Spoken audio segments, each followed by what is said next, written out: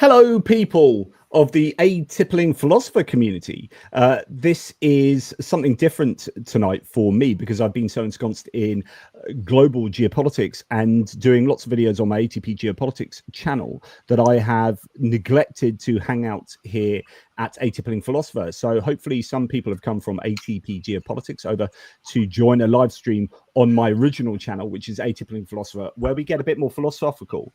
And to help me get philosophical, since A-tippling philosopher stands for ATP stands for A-tippling philosopher, which means that as I philosophize, I have to drink as well. I mean, this is surely what it's about. So I know that Rob's got a little tipple. I don't know about Tom, and I'll introduce these guys soon. I'm going to be drinking a very heady.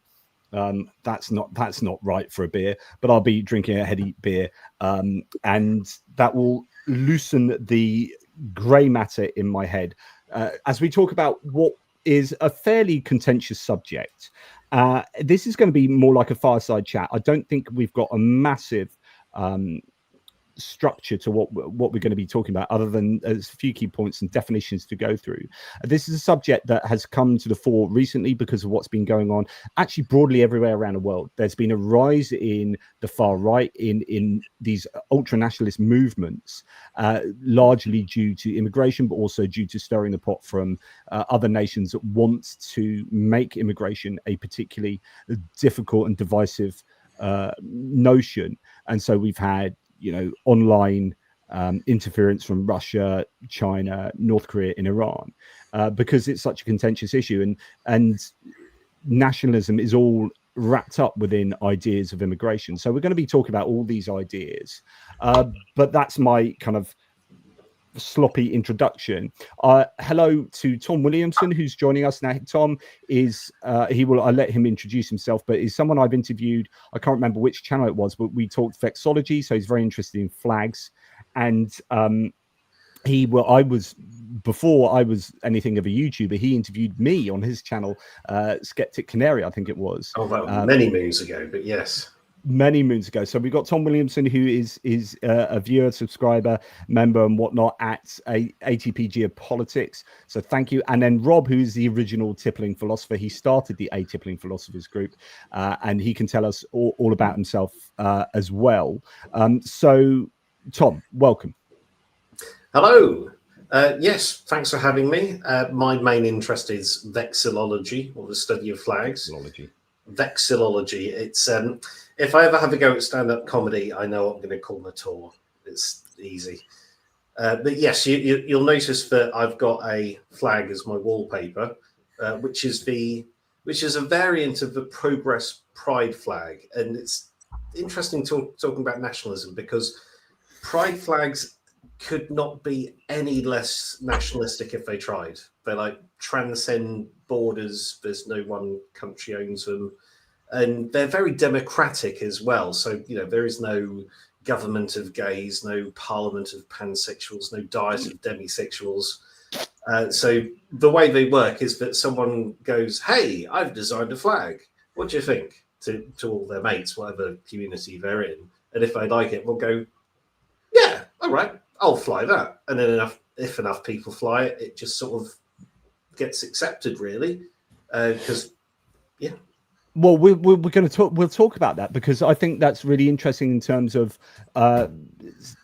standing for something, right? Rather than we're going to talk about nation states, and therefore flags standing for just a nation. But then what is the meaning behind that? So what does it mean to be British, for example? Mm-hmm. And there are connections there. So you are a fellow skeptic who is very interested in flags and their meaning and how they're put together. And we're going to be talking, of course, about flags later and drawing on your expertise there. Rob, introduce yourself. Hi there. Yeah. Tom, by the way, sorry, Tom, do you finish introducing yourself? Oh, yeah, absolutely. That's about all you need to know of me. Yeah, hi, I'm Rob. No flags behind me. I've got a picture, but it's all blurred out. But yeah, I'm known as Transcendent Psych. I've got a channel called Transcendent Psych. So I'm usually sort of talking about kind of psychology, spirituality, philosophy, and the interface between those sort of things. But recently, I think because of all the sort of Tommy Robinson type marches and stuff like that, and some of the things that have been waved there with a religious context, kind of disturbed me and caused me to want to put a video out about kind of my concerns about the conflation of nationalism and religion, I guess. So yeah, and I've got some wine too. So. Yeah, good on you, mate. And actually, Rob comes from a religious context more than myself. I'm an open atheist, Tom as well. Rob, we won't go down this route, but Rob has a very complex kind of worldview now, but certainly comes from a religious point of view and has a theology license as well. And so we're going to be talking about religious nationalism as mentioned. So I thought it'd be useful to do a couple of definitions first, if you guys don't mind, and we'll pop into look at I think the definition of if we look at nationalism first, I think it's going to be useful. So if you don't mind, let's do that. Here we go. So this is the Encyclopedia Britannica. Nationalism is a modern movement. Throughout history, people have been attached to their native soil, to the traditions of their parents, and to establish territorial authorities. But it's not until the end of the 18th century that nationalism began to be generally recognized sentiment, molding public and private life, and one of the great, if not the greatest, single determining factors of modern history. Because of its dynamic vitality and its all-pervading character, nationalism is often thought to be very old. Sometimes it is mistakenly regarded as a permanent factor in political behavior. Actually, the American and French revolutions may be regarded as its first powerful manifestations. So nationalism translated into world politics implies the identification of the state or nation with the people, or at least the desirability of determining the extent of the state according to ethnographic principles. In the age of nationalism, but only in the age of nationalism, the principle was generally recognized that each nationality should form a state, its state, and that the state should include all members of that nationality. Formerly, states or territories under one administration were not delineated by nationality. People did not give their loyalty to the nation state, but to other different forms of political organization: the city state, the feudal fief and its lord, the dynastic state, the religious group, or the sect. The nation state was non-existent during the greater part of history, and for a very long time it was not even regarded as an ideal. In the first 15 centuries of the Common Era, the ideal was a universal world state, not loyalty to any separate political entity. The Roman Empire had set the great example, which survived not only in the Holy Roman Empire of the Middle Ages, but also in the concept of the res publica Christiana, Christian Republic or community, and in its later secularized form of a united world civilization. So finally, just to say this, as a political allegiance before the age of nationalism was not determined by nationality, so civilization was not thought of as nationally determined. During the Middle Ages, civilization was looked upon as determined religiously. For all the different nationalities of Christendom, as well as for those of Islam, there was but one civilization, Christian or Muslim, and but one language of culture, Latin or Greek or Arabic or Persian. Later, in the periods of Renaissance and Classicism, it was the ancient Greek and Roman civilizations that became a universal norm, valid for all peoples and all times. Still later, French civilization was accepted throughout Europe as the valid civilization for educated people of all nationalities. It was at the end of the 18th century that for the first time civilization was considered to be determined by nationality. It was then the principle was put forward that people could be educated only in their own mother tongue, not in languages of other civilizations and other times, whether they were classical languages or the literary creations of other peoples who had reached a high degree of civilization. So then essentially you had this situation where people were being tied together by their nationality, which was contingent upon nation states existing. So you've got this evolution of culture, sociology, whereby people are members of the nation states. And so therefore to have a sense of nationalism is to have a sense of identity, where you identify with your nation state.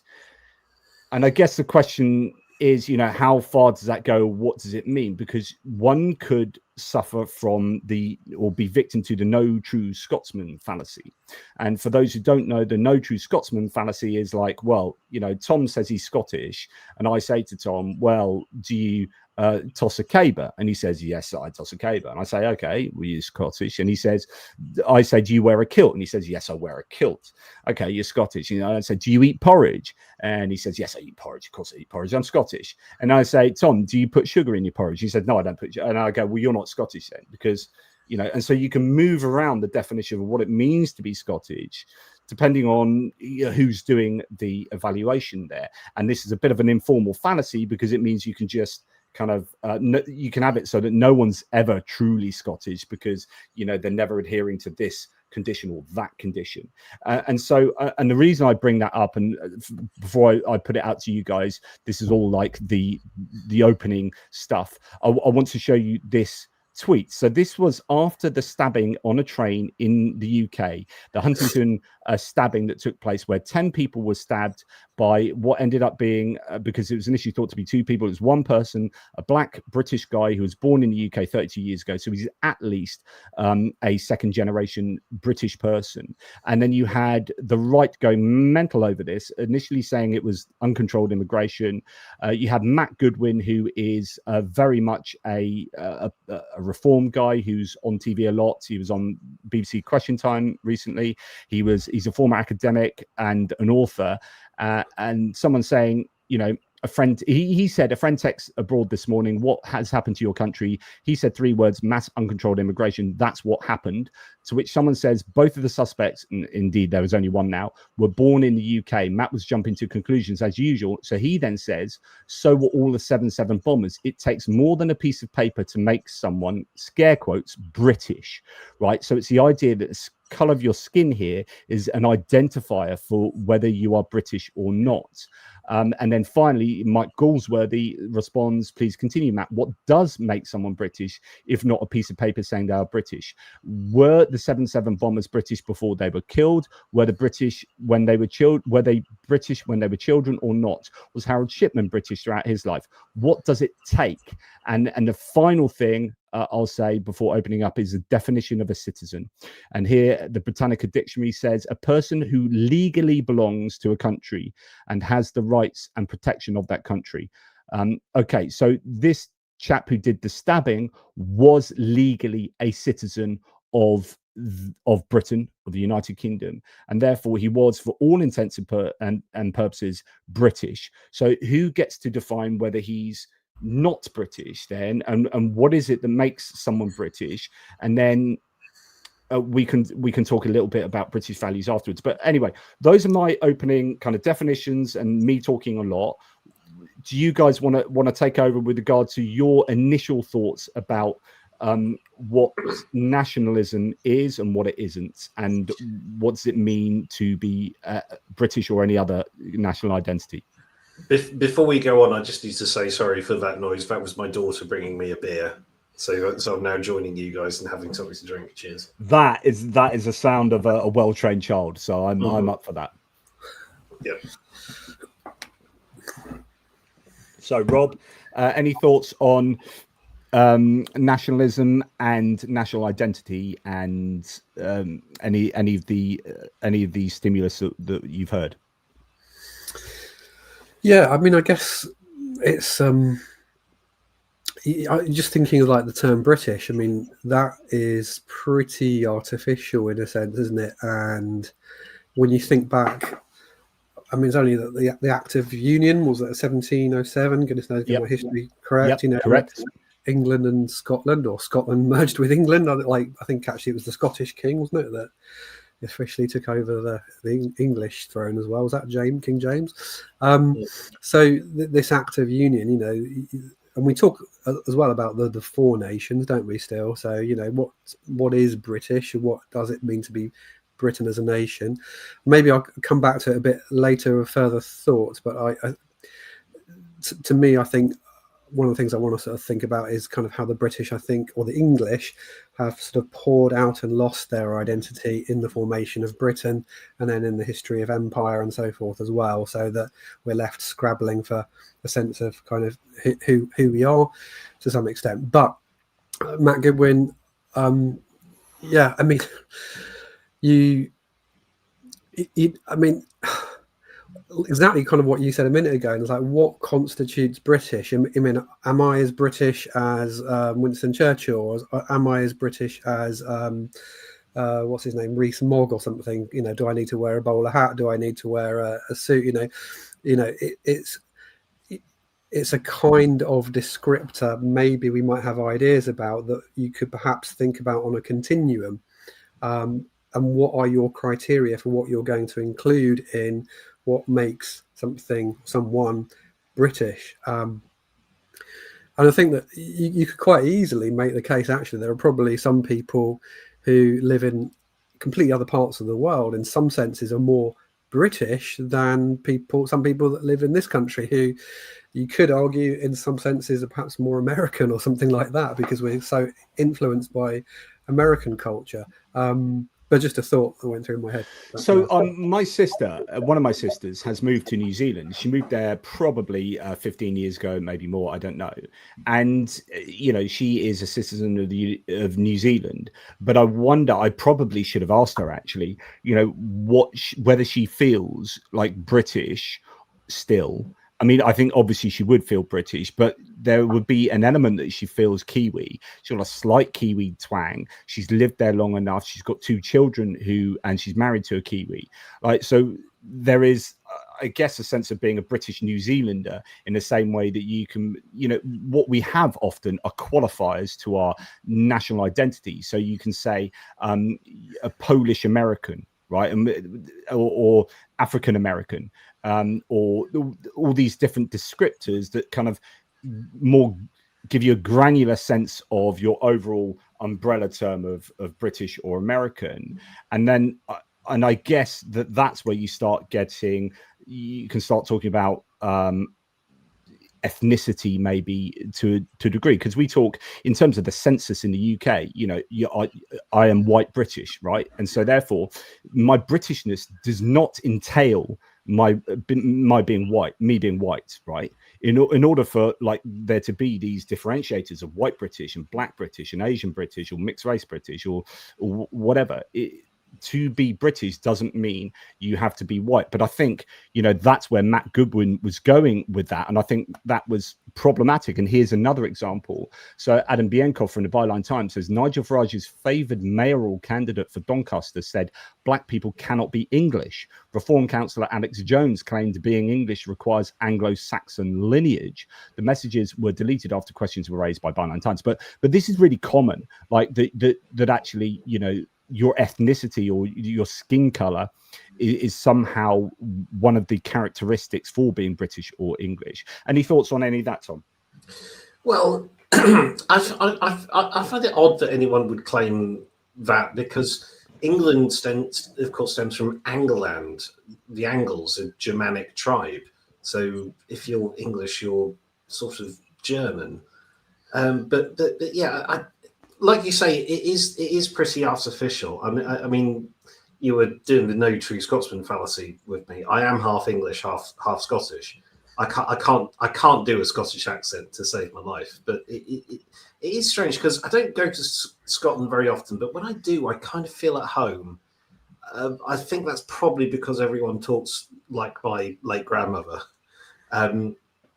But yeah, all these things that reform councillors are saying, I find it ridiculous, because it is pretty artificial. I mean, English is kind of what we make it, and I think the main reason why you see, you know, far right reform types getting quite upset at the moment is because they're not in the ascendancy in a very simple level. So the Tory government used to say stop the boats, which was something they said. They now don't say stop the boats anymore, which is why you're seeing the flags up everywhere. But yeah, it's weird, because you're talking about nationalism being quite a new thing. I mean, one of my many nerdy hobbies is I play quite a lot of Civ 4, the video game where you build up your own civilization. Mm-hmm. And throughout it, you get technologies. You know, it starts off really basic, like the wheel and writing and that sort of stuff.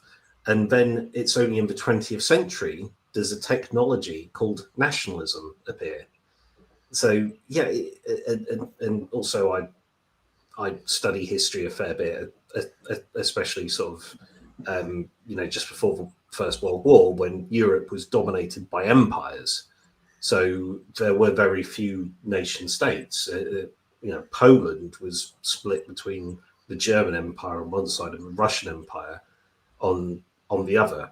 I think living in a country that hasn't been properly invaded and occupied for about 1,000 years, I think that might sort of distort our vision of what it is to be national. So we'll come back to that idea and talk about empires a little bit more. I mean, I think one of the cornerstones of nationalism, as we would understand it, is that it's this idea that my nation is greater than your nation. So there's some kind of superiority involved with that, and I wonder whether that is connected in a British case to an imperial history, which is not unique, but not everyone shares that, right? And then for when you see people who have a more negative kind of or aggressive sense of nationalism, that they are hearkening back to the days when we were great, in terms of great large, in terms of being an empire, but also correlating, and maybe there's a correlation fallacy with, also predominantly the people in Britain, not in our empire, but the people in Britain were white skinned, because historically that's where we were. We hadn't seen mass immigration from other ethnicities into the islands, into the British Isles, and therefore it's this sense, well, we were great then, and we were going around the world sticking our flag into other nations and claiming them as ours, but we essentially were mainly white. So that's what it means to be British. I don't know. Well, that feeds into the race science that was very prevalent in the late 19th, early 20th century, where you had hierarchies of races. So you had white people at the top and black people at the bottom and everyone else somewhere in the middle. I won't say the terms for them because nowadays they're absolutely horrible. But yeah, I don't know. I mean, I'm one of the things I try and do is empathize, try and get in other people's heads. And I think, what would someone, what would a white person on the far right, what would a white supremacist be thinking? It's like, how would you be the master race when you're, I don't know, working as a postman or something? And yeah. Well, I think there will be an element of in-group, out-group psychology going on, psychologizing going on, where, the in-group, just, in case people don't understand, you have, I guess, concentric circles of people, right? And for me, in my bubble, as a white, male, heterosexual British person, then, my family, who are most like me, let's say, because I live I'm in a family where actually my children are white and my partner is white, and this is our little bubble. So effectively, that's the in group, and like, if to expand those concentric circles outwards, then it's my family, Helen's family, and then out still, then our extended family and people in our local community, and so on and so forth. And you have concentric circles until you get to the whole world, right? And so nationalism, I think, depends largely on this, which is, you project your sense of who you are onto your nation, which is, I'm a white guy, blah blah blah blah, and most of my in-group are white people and of this certain type, and therefore that's what the nation should be, right? And interesting, we can talk about like political psychology and Jonathan Haidt, the political psychologist, who will talk about what defines a conservative and what defines a liberal. But I think liberals generally will have a larger in-group. In fact, in-group is invariably could be the whole world, is like, we're all in this together, whereas conservatives want to conserve their sense of community and their sense of self, and so on and so forth. And so I think nationalism has a lot to do with in-group, out-group psychology and tribalism writ large. Rob, is that something? Yeah, it's interesting. I'm trying to think of the sort of parallels in terms of individuals' psychological development, really, because as you watch a child grow up, I mean, as far as we know, babies have no sense of the self the ego, in the sense they're just them and the world, for all they know, are just one thing. You start sort of completely, you are one with your mother, and then you're born into the world, and so on. As you grow up, there's about 2 years old, isn't it, that children can look in a mirror and they got a dot up, they put a sticky dot on their forehead, and they can do that in the mirror and go, and they can see that it's, try and take it off. And so you've got this growing sense of self. And then I guess the task as you go through adulthood is to fit into the wider community. One of the tasks of adolescence is to find my place in the world and to begin to take my place in the adult world. And then from there, think of someone like Eric what's his name? Not Milton. Milton Erickson, I think his name is. The sort of 10 stages of life, that the final stages are much more around kind of, you're really sort of pouring yourself out into what your legacy can be in for future generations and so forth. So, and if you think of that in terms of nations as well, like maybe there's a sense in which humans need to develop and create a sense of the ego of this group, if you like, and then we encounter other groups, and then we've got to learn the task of, we've got to get along with them, and then we've got to think about, okay, well, it's not just me, I've got to also be a neighbor to these other people. And you start to see your common humanity, so you're stepping out of just this individual particular into a universal understanding of yourself as one of many. And I think you can think of certain, negative nationalism perhaps as a developmental stuckness in the psyche of a nation, where it's not developing, or it's regressing back to a previous stage. And its task is to kind of grow beyond that and transcend that. I suppose the question then becomes,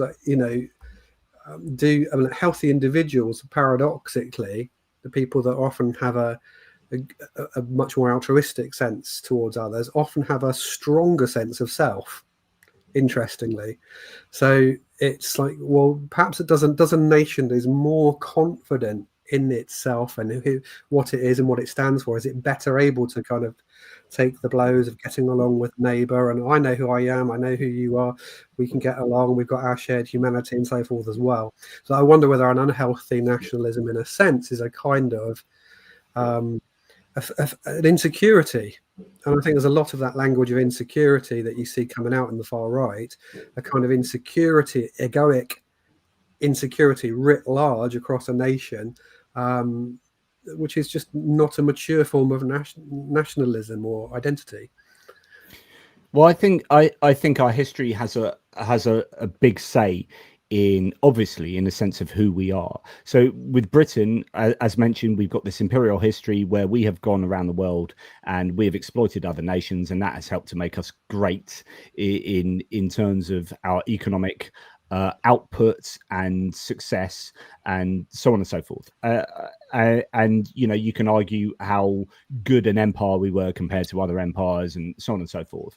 But then I look at someone like Ukraine, where Tom and I we've done a lot of thinking about Ukraine, and it's interesting that I look at the flag of Ukraine, and it gives, you can see several flags here that I'm really proud to put up, because I see as Ukraine fighting for democracy and for freedom, and having a really positive sense of nationalism, where they are really proud of their culture and their traditions and their history. But there's something to do with these guys are fighting to break out, to establish themselves against an oppressor, and where the British have been the oppressor over time. It might be uncomfortable for some of us to admit this, and therefore our flag, or our sense of who we are, is possibly involves some uncomfortable reckoning with our own history, in a way that Ukraine at the moment is almost the opposite of that. And I find it much easier to put up a Ukrainian flag actually than I would to put up a Union flag. And I don't know what that really says. And maybe it's the associations the Union flag has had over the last 40 years that have maybe tainted it in a way that I think is a shame, because it's a good flag, right? And I like it. And I'm proud of being British, because I think we are a liberal democracy, and we can talk about British values in a second. But, it's just an interesting situation where I'm proud to put that up almost more than I am, and I find it easier to put that up than a Union flag. Tom, do you have anything to say about that? Yeah, it's sort of subtle things, because the Union Jack, Union flag, whatever you want to call it, is also known as the butcher's apron in certain parts of the world, quite justifiably, in my opinion. But because we have in the past we colonized so many places, it's weird. I was at the QED conference a couple of weekends ago, talking about colonialism in Africa and what all the flags looked like back then. And of course, all the British ones, all the British colonies, they all had the Union Jack and the canton in the top left. And it's got me thinking: how would we feel if the British flag had someone else's flag in the corner? We'd know that we were under the yoke of oppression, essentially. And that's, in some places, that's still what that would mean, but in others not. I mean, Australia, New Zealand had a referendum in 2016 where they decided to keep their flag. Easily the worst referendum of 2016, and whereas if you look at the old flags of West Africa, when a lot of those countries were British colonies, all they got was a blue ensign, so blue field, Union Jack in the top left, and just like a coat of arms to represent them or something. And now that they're all independent, their flags look nothing like that. They've completely ditched the Union Jack. Although, I was going to say, on the flag front, Hawaii is really interesting, because Hawaii has a Union flag in the top left-hand corner. That's but right. Actually wasn't ever anything to do with it. Was just almost like, they had some associations with Britain, but it wasn't formal or anything, and it was kind of weird. And they're like, yeah, we like this, and they've literally kept it in to this day.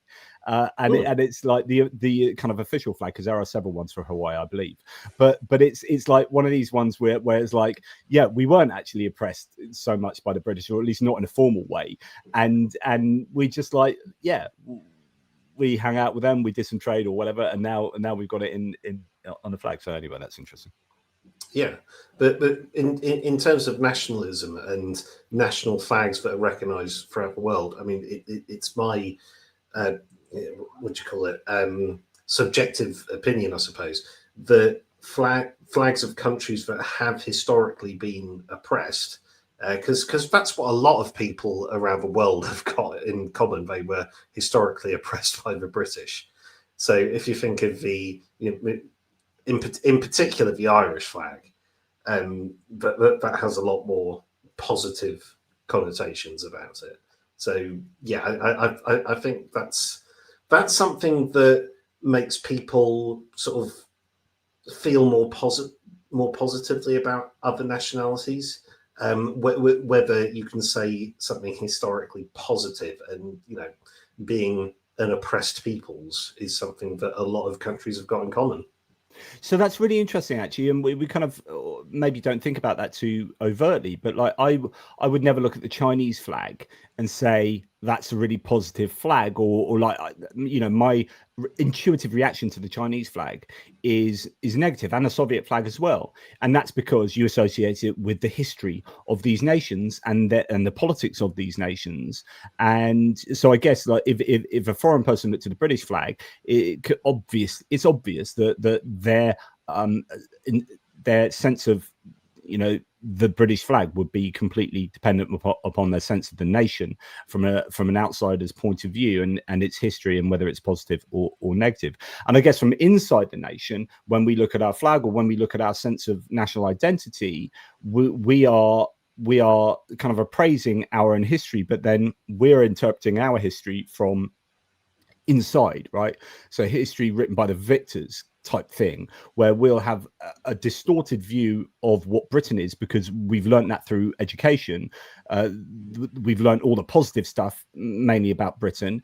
And then there's been this pushback recently, both in the United States and in Britain, whereby there's been this move to learn more critical history of our own nations. This happened in the US with regard to slavery and its place in US history. But now with the Republicans and a more ultra-nationalist sense of MAGA republicanism, they're trying to dial that back. They don't want people in the United States. They're literally trying to erase and indeed Trump has gone to museums around the United States and saying, actually, we need to dial that back in the Smithsonian Museum. We don't want too much stuff about slavery because that makes us kind of look bad. And it's like, there's a really interesting tension there between needing an accurate sense of who we are in order to get, hopefully, an accurate kind of national identity or feeling for who we are from an accurate sense of history. And I don't think, but then I don't know, Rob, if you would say that sometimes we're too critical of ourselves.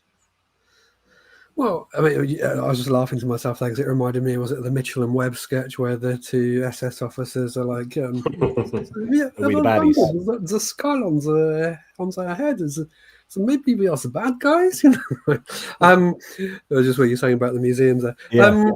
I mean, I don't know enough facts to know quite how it passes out. I mean, you want true history, don't you? And I think there perhaps is a tendency on one side to, I mean, we've used the word where the British Empire was just the oppressors, you know, but you can go around the ex-colonies, if you like, and loads of people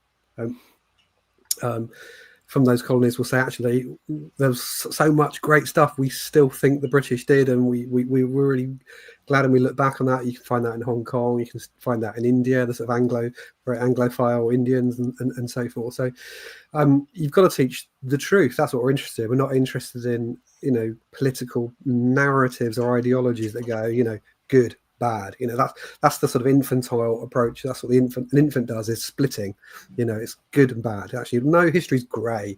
If anything, it's grey. It's probably dark grey more than it is light grey very often. But yeah, there's the good and the bad, and you have to teach all of it. Otherwise people lose trust in it.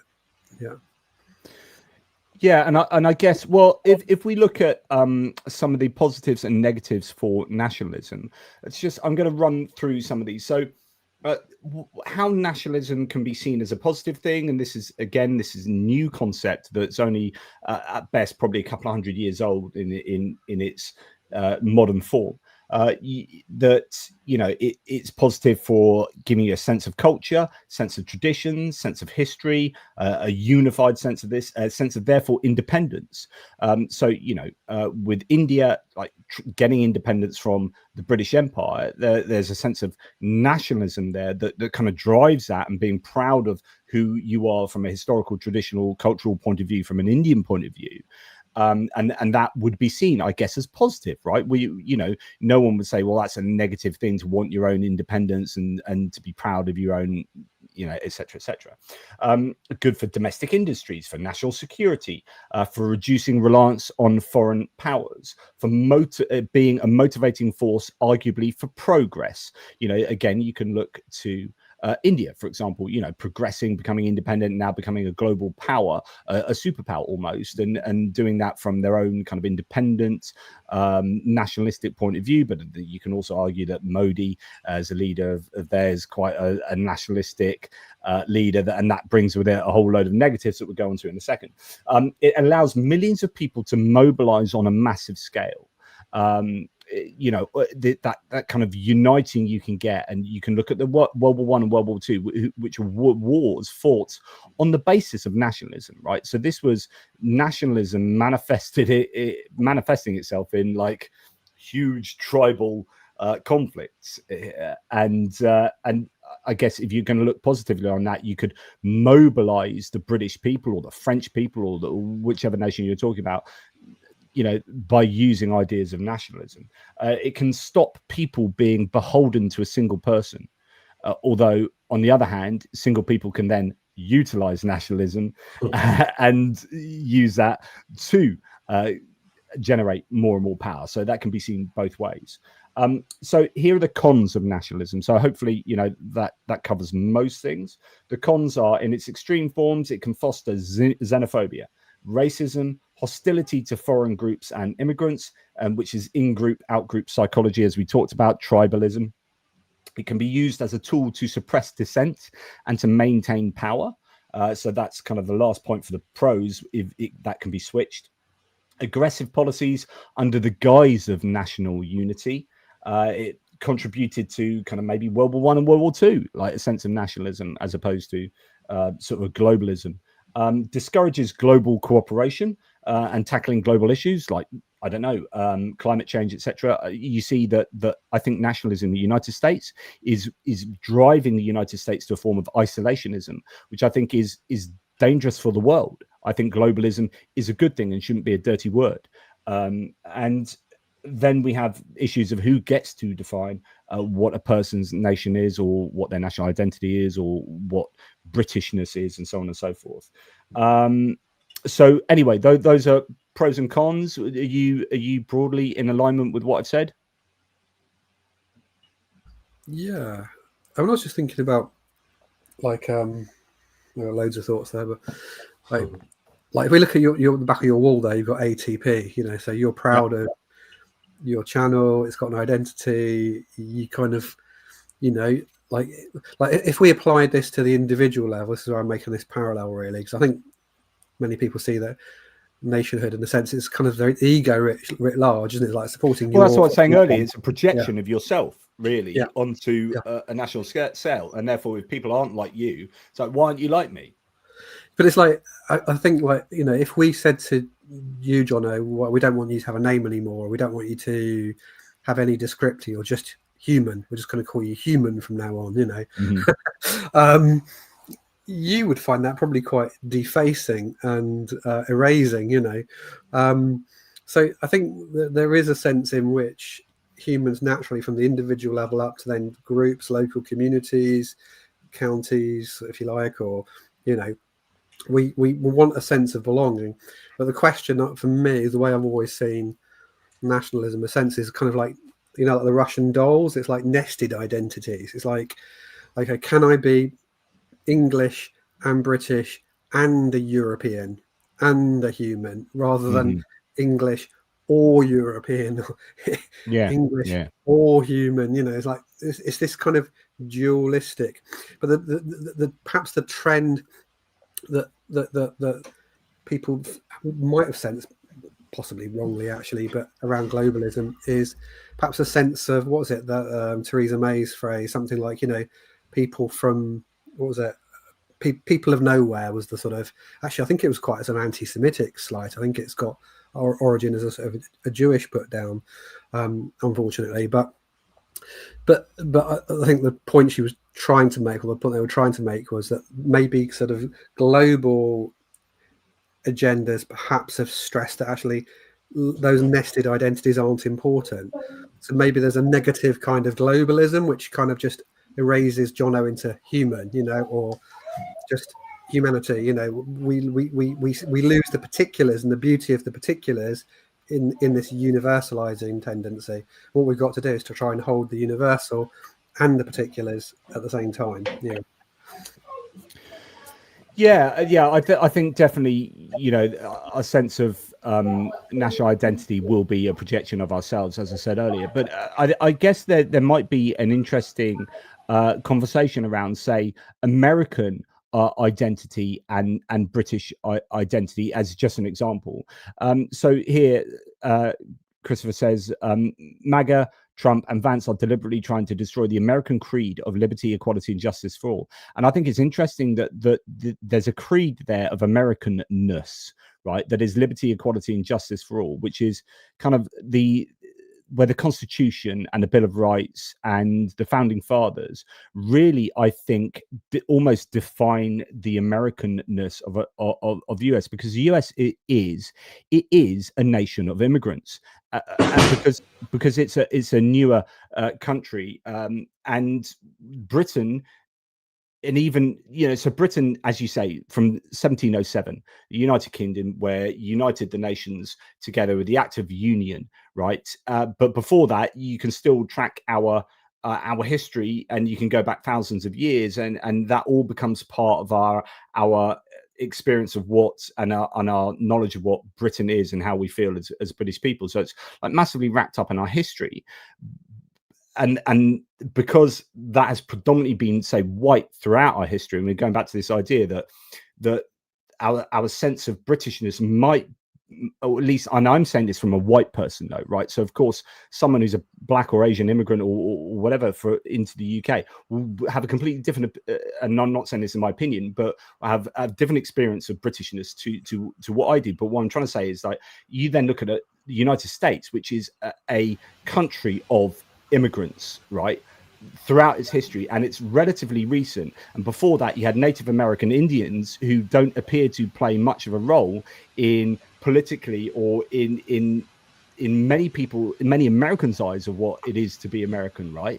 It's kind of like, oh, well, forget that history. History started from, like, 1700s and whatnot, or the Mayflower on, and then but then it's just an influx of immigrants, and so you then divide people up into Jewish American or Polish American or Latino or African American or so on and so forth.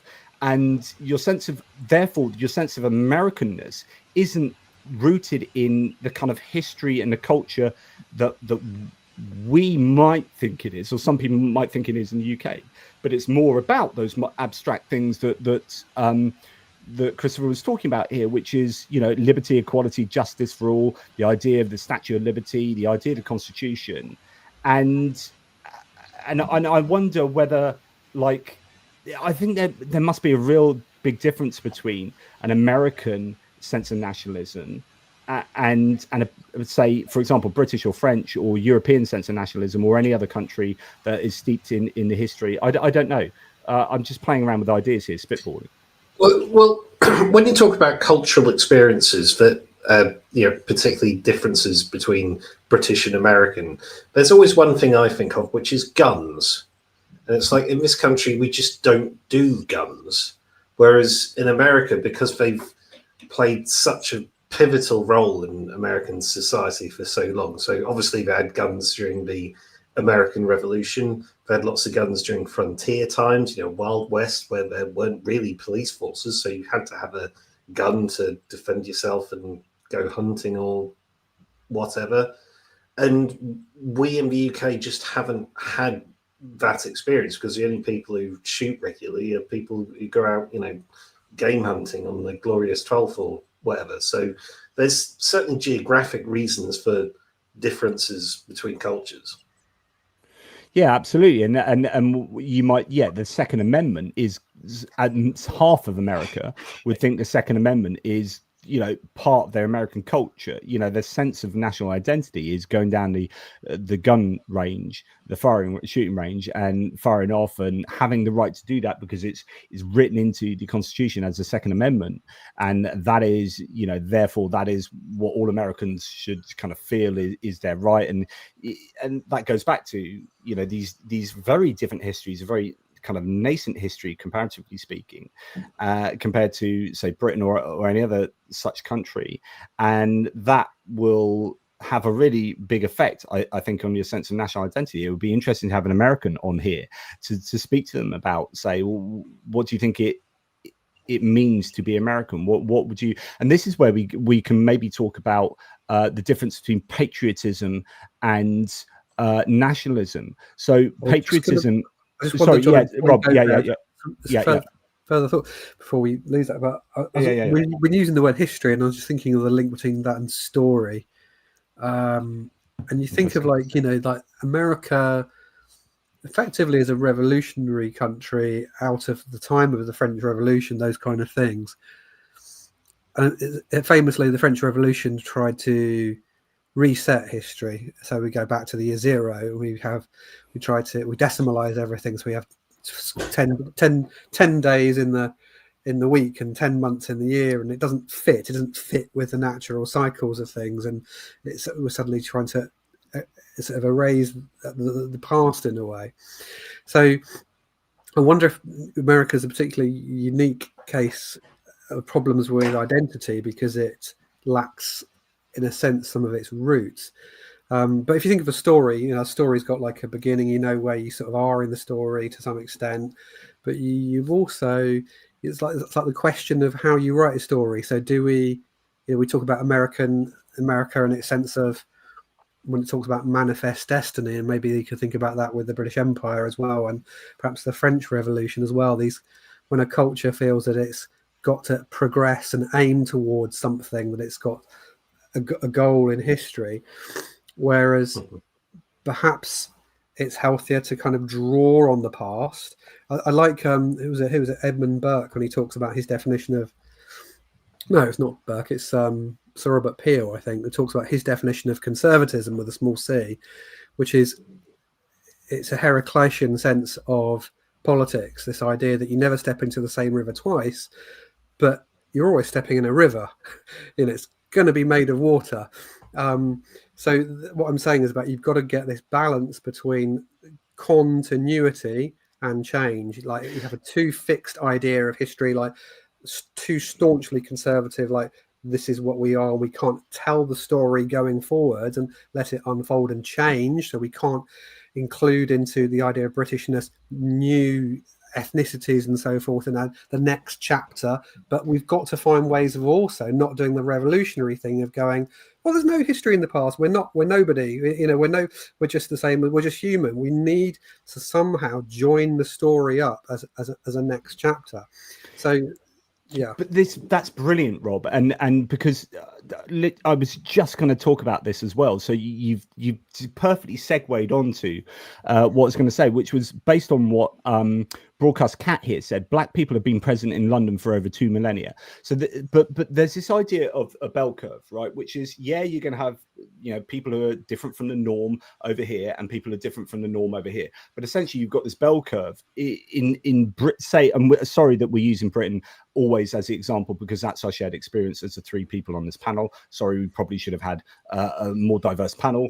But three same age white bloke British blokes. Someone that's partly Scottish. I'm part Welsh. And I'm not, and screw the both of you. Yeah. So and I'm right. And so so you've got this bell curve of like, okay, over time, most people though have been white in Britain. Let's just say for the sake of argument, and so what you've had is this idea of this our history, and you've looked at that and you've gone, right, so that's how it was. And now we've got this huge change going through our society at the moment. So, Goose Springsteen, and thank you for the super chat, says London is objectively far less British today than in the mid-90s. Today, officially, about half of Londoners were born abroad, and only a third are English, which is a globally anomalous for a national capital.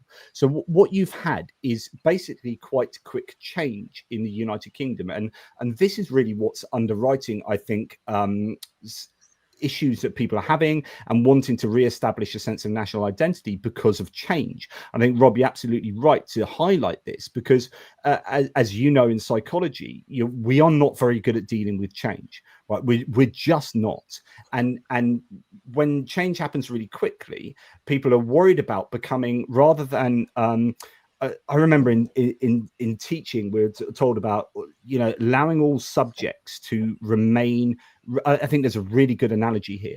Allowing to say in schools, you teach all these different subjects, but you want to try and teach subjects through other subjects, right? So you might try and teach, geography through some English, right? But the idea is you don't want your topics or your foundation subjects or whatever to become porridge, right? You don't want your education to become porridge, your curriculum to become porridge, where nothing is distinct.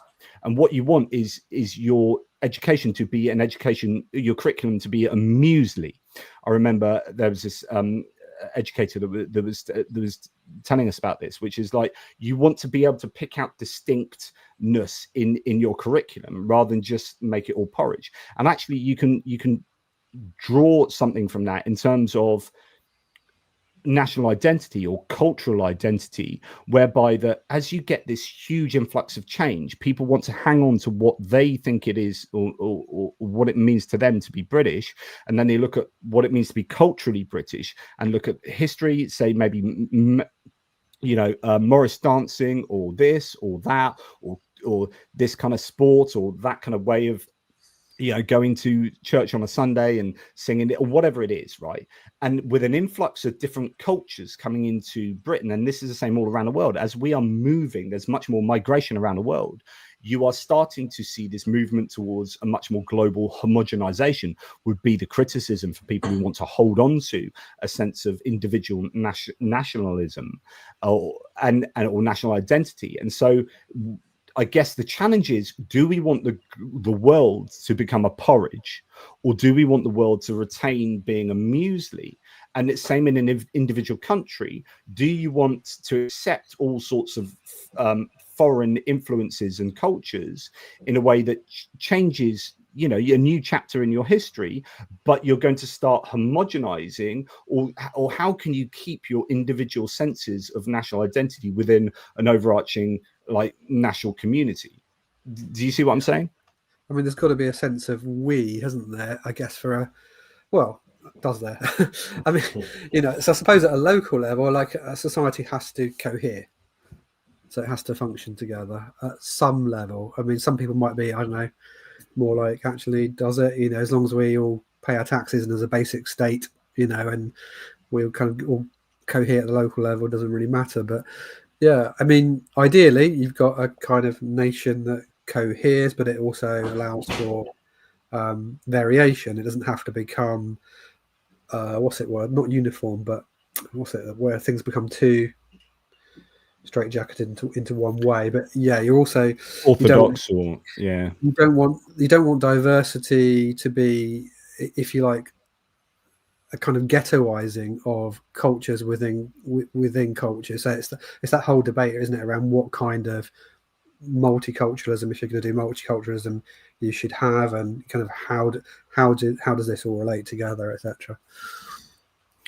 Anything you want to add to that, Tom? Well, not really. I mean, when we talk about Britishness, a lot of people will say, "Oh, fairness, a level playing field." So, I think I'm not really fussed if where someone comes from, as long as we all have an understanding of justice and fairness and all that sort of stuff.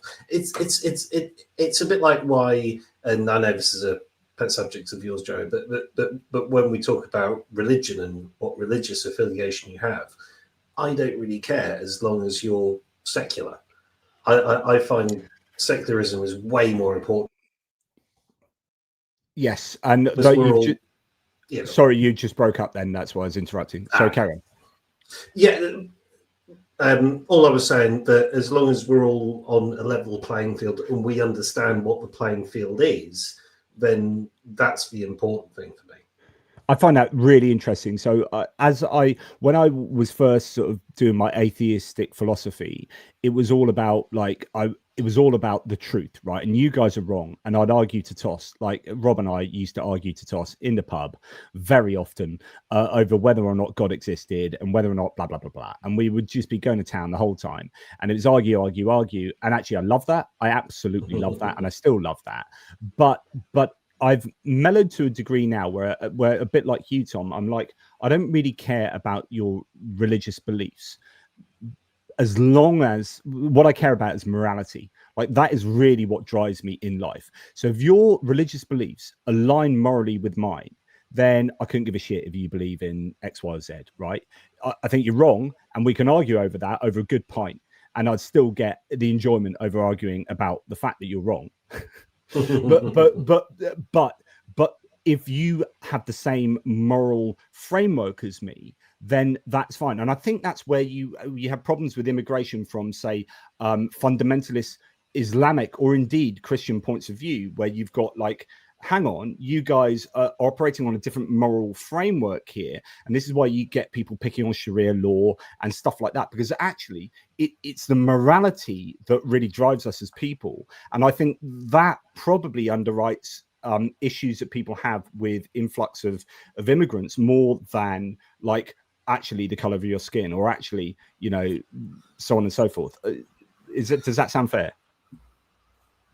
Yeah, it's interesting, isn't it? I was just thinking, like, I wouldn't put it as a statement, but it's a question actually better. But would your more sort of hardline conservative fundamentalist Muslim have more in common with your hardcore fundamentalist Christian, perhaps, than with the secularists?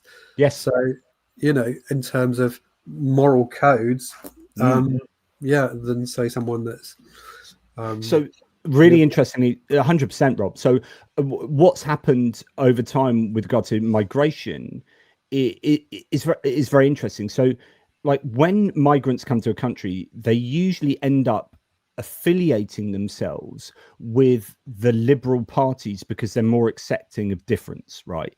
So for example, when migrants like Asian migrants and Caribbean migrants have come to the UK, they've associated themselves with, say, the Labour Party, right? And in the US recently with the Democrats, right?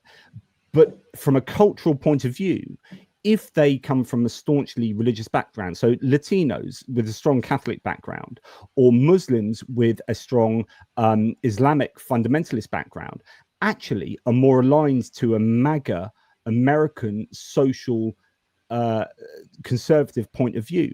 But so what you've seen is people voting, say, with Democrats initially as they first come into the country, because that's a safer home for them, because they've got, going back to concentric circles, liberals, small L liberals, as according to psychologist Jonathan Haidt, would say that actually then liberals are open to more likely to be open to new experiences and more likely to have a larger out in group. So that if you look at liberal charities, they're much more likely to be refugee charities. Conservative charities are never going to be refugee charities unless they're involved in like the religious side of it, like Bibles for people in Haiti and stuff like that. But then what happens is over time, you've seen this, and you've seen this with Trump in the last election, is that the second, third generation, they start going, actually, I'm not necessarily that aligned with the Democrats. Or in the UK, you've got some sort of Muslims saying, or Christians certainly saying, hey, I'm not that aligned with the Labour Party or the left in the UK, because actually I'm socially conservative, as in accordance with my holy books and the community of my religious community. And then you see them start to skew back to their natural home of social conservatism on the right. So I think you're absolutely right there, as a point of fact.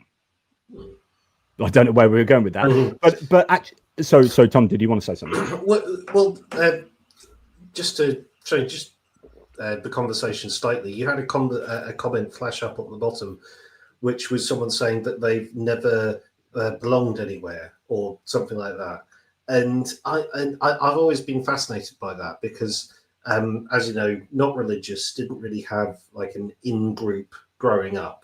My parents weren't like strict atheists, but they weren't religious. And it's only been in the last 15 years or so where I have felt a sense of belonging. And that comes from the UK skeptic scene. I mentioned the QED conference earlier. And I just want to say that that's been a wonderful experience, but the sort of skeptic scene has changed quite a lot since I first encountered it about 15 years ago, where it was all about sick burns and owning people and destroying arguments and all that sort of stuff. So there's now a drive for something called compassionate skepticism, which is basically, be interested in religion or science or creationism or whatever, but just be nice. There's no need to be an asshole about it. You see that in the journey of someone like Alex O'Connor. I don't know if you've been following. Yeah. Cosmic skeptic, as he used to be. Yeah. Okay. I mean, it's not just. I mean, he looks back on his past and he says, "I was just a bit like, I thought I knew it," kind of thing. You know? But he's much more kind of open and thoughtful and reflective. So it's not just about sort of almost being combative, more pleasant, but it's also like in terms of ideas, just a bit more humility. I think they're around as well. So yeah, this is possibly also to do with like you started seeing in the skeptic community that there was this move to when the Sunday Assembly came along, which is like there needs to be more to us, and this is really important for a sense of community, a sense of national identity. There needs to be more to us than just arguing against these people. Right, there needs to be something that draws us together. So it was like, well, what do the Christians do really well? Well, they do church, they do community, they do like working for each other. So when you look at, say, happiness indexes, and a lot of this is self-reported, so there is some dubious nature to the statistics for sure. But there's been long been this idea that well, Christians are happier than atheists. And actually, it's not like the content of Christianity that makes them happier. It's the living in a social network and having a community that they can depend on, right? Going to church and all of this. So it's about networking. It's a really great. There's a bit more to it, I think. 100%. There's a great book by Phil Zuckerman and Pasquale and Luke Galen called The Non-Religious, that goes into all of the data points on this. But essentially, what skeptics then understood is that we need a sense of community in order to give us a sense, a sense of identity as well that can come from that. Saying I'm a skeptic or I'm an atheist does nothing. It's like, okay, you don't believe in God. What do you do? So, okay, well, we need to build something more than that. And you can understand that in the sense of national identity. So what does it mean, for example, to be British? And I think this is a good segue onto kind of where we were going to go, which is, so this is just AI, but actually this is fairly good. It is drawing from places that I know here. So the references are pretty solid. British values encompass the principles of democracy, the rule of law, individual liberty, mutual respect, the tolerance of those with different faiths and beliefs, forming the foundation of British society. And this is what is taught in schools. This is part of the Key Stage 2 curriculum, for example. And yeah, so, the idea that what does it mean to be British? Well, a foundation of Britishness is living in a democracy where we are enfranchised to have power over our future and have representation for us in our political halls of power. We've got the rule of law, which is consistent and consistently applied, and which you get from democracy. This rules-based system, which is why I'm so worried about the United States in the moment, because actually they're eschewing some of this. Individual liberty, mutual respect, tolerance in different faiths and beliefs, historical context and significance. I think that's interesting, and so on and so forth. So, but these are kind of things that we probably had to post hoc rationalize onto that, which is, well, like, because I've sat back and thought, well, what does it mean to be British? Like, why am I proud to be British? Is it right to say I'm proud to be British because I didn't get a choice as to whether I was born here? Right? There was nothing I did to merit me being born in the UK, right? But I'm proud. Am I proud of being British? I don't know if that makes sense. What do I like about being British? What I like about being British is all of those things. I do really value our democratic system. It can be better. It's a poor version of democracy with the first past the post voting system. But I do like our rule of law. I do like our freedoms that we have here. And I like the fact that we don't have guns. And I like the fact that we do generally respect each other. But I think some of these ideas are changing at the moment. I think things are becoming more polarized and less tolerant. And I do worry about, where Britain is going. But this is part of our new chapter that we're entering, where we are entering this period of British polarization. Anyway. So I wonder, just Socratically, as it were, to tease that apart a little bit, not disputing what you're saying, but just for the yeah. So, like, if we took all of those qualities, what's to differentiate, say, that from, say, being Canadian? Because Canada could have the same things, right? Absolutely. So there is something distinct between being, say, British, people might argue, and being Canadian. Is it the story?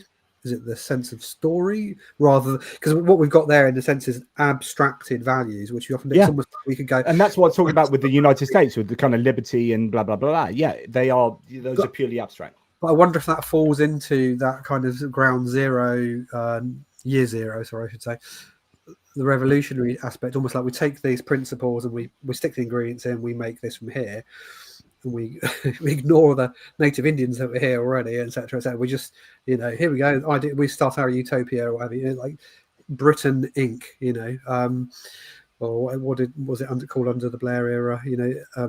Britain PLC type of thing.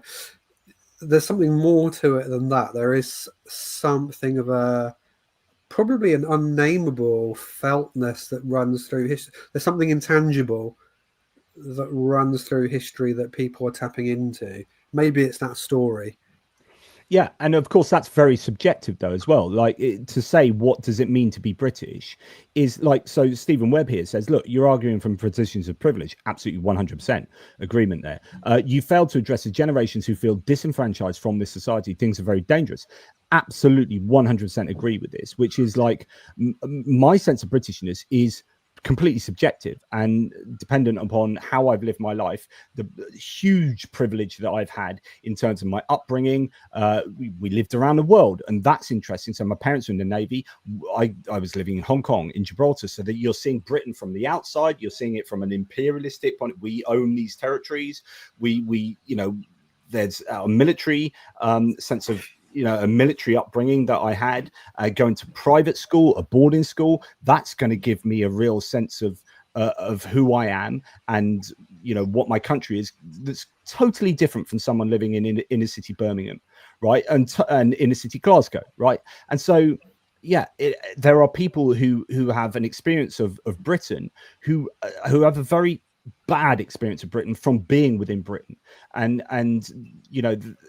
there is kind of no objective sense of Britishness. It is completely subjective, and so I guess it's looking about what are the ideals that we're striving for. But then you would hope that all people would be striving for them, irrespective of where they were born around the world. So this is very, very difficult to get your head around.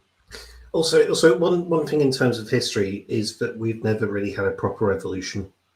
We've never guillotined anyone. So, first.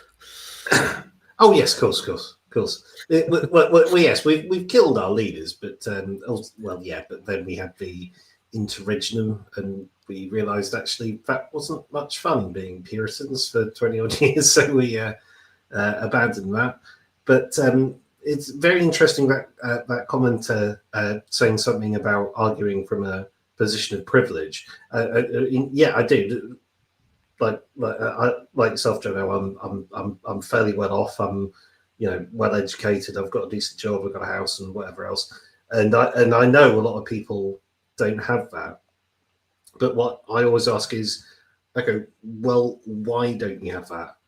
And it's what I'm fascinated by is what people blame for that. Like if someone's disenfranchised, like they've either not got a job or working a very low paid job, don't have their own house, don't have any assets, if you like. And then you have those on the far right think, well, if I go and shout at hotels and all the asylum seekers go away, then everything will be better for me.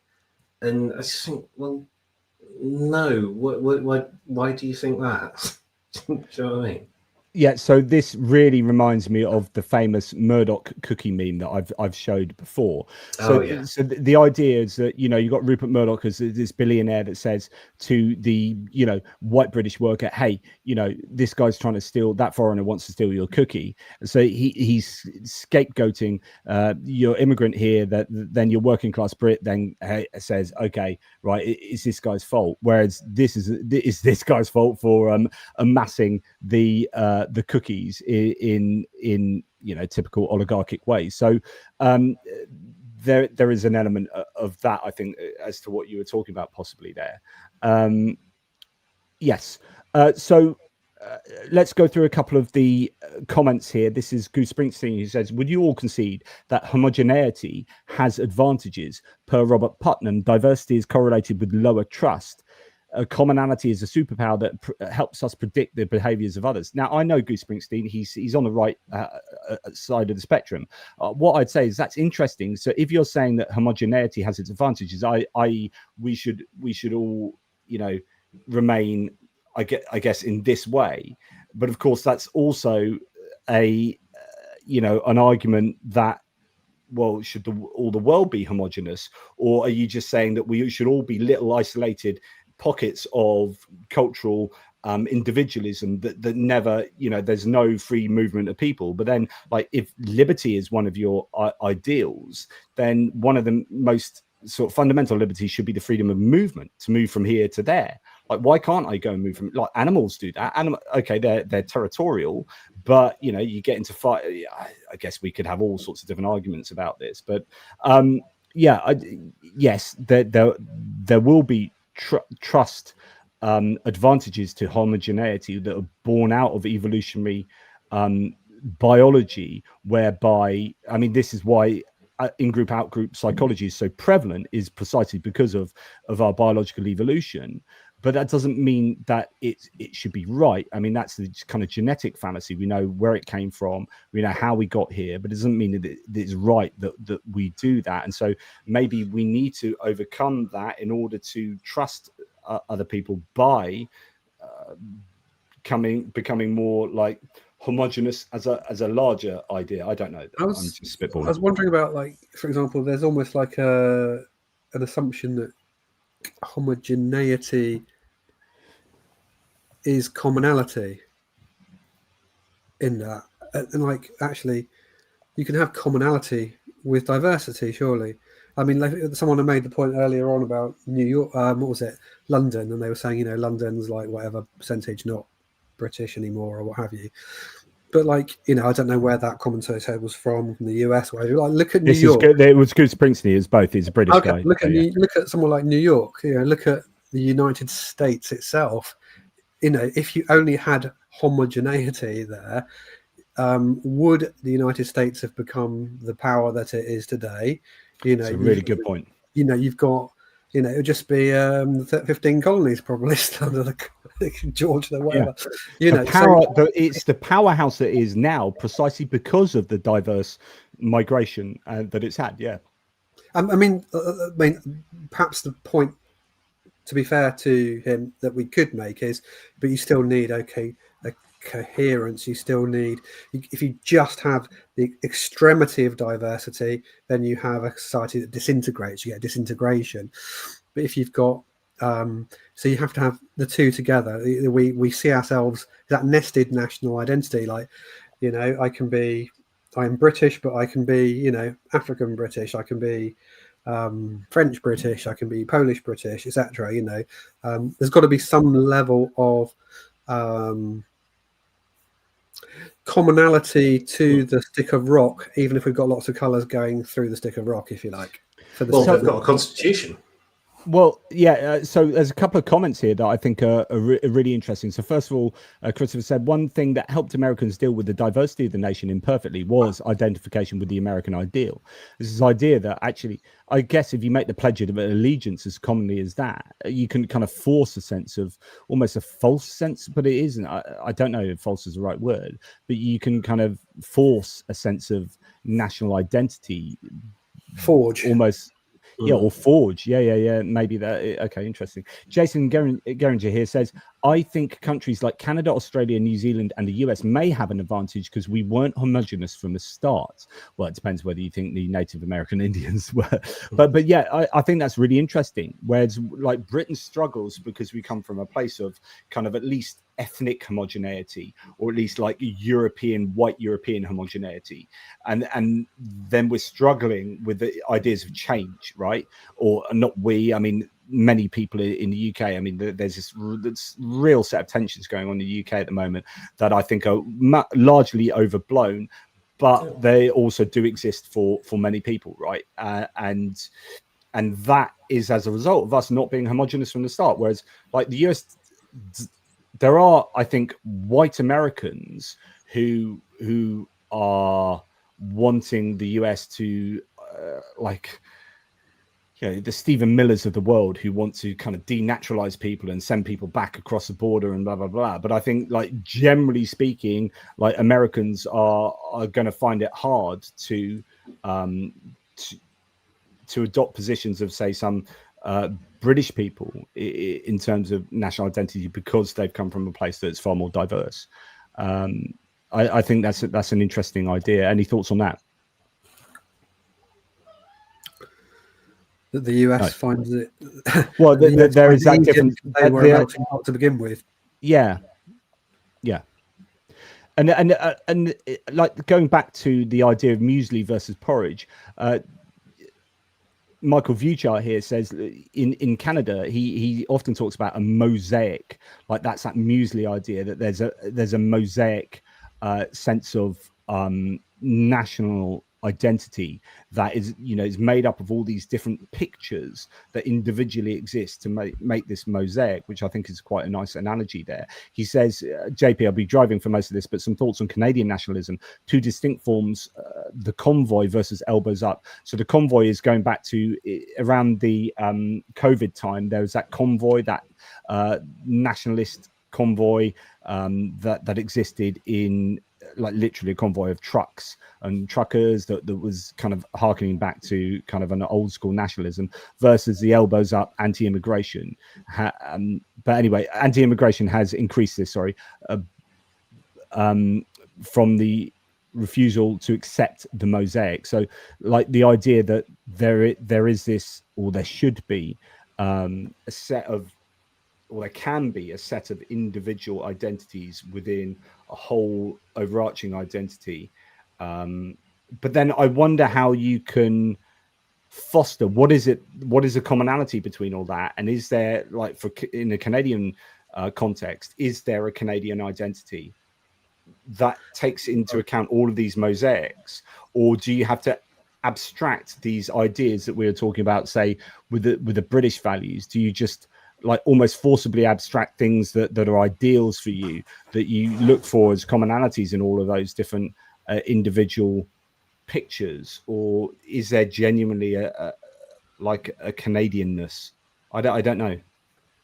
Yeah, that's just like, if you take the metaphor of the mosaic, you've got I don't know, whatever you stick mosaic tiles into, but there's a base, isn't there? There's a background, but then are you then saying all those different, each element has to fit into that base? It depends how far you want to push the metaphor. Is like, is there a kind of core base that everything shares in, and that it agrees to participate in?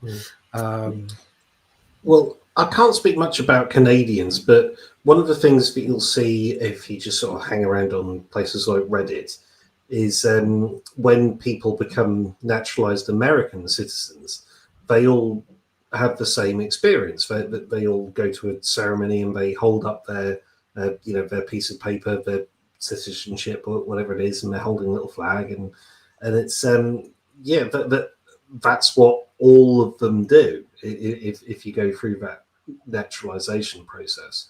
So I do think shared rituals have an important part of forming our national identity, whether that's what I just said, or whether it's going to a football match, or whether it's if you're religious, going to a church service.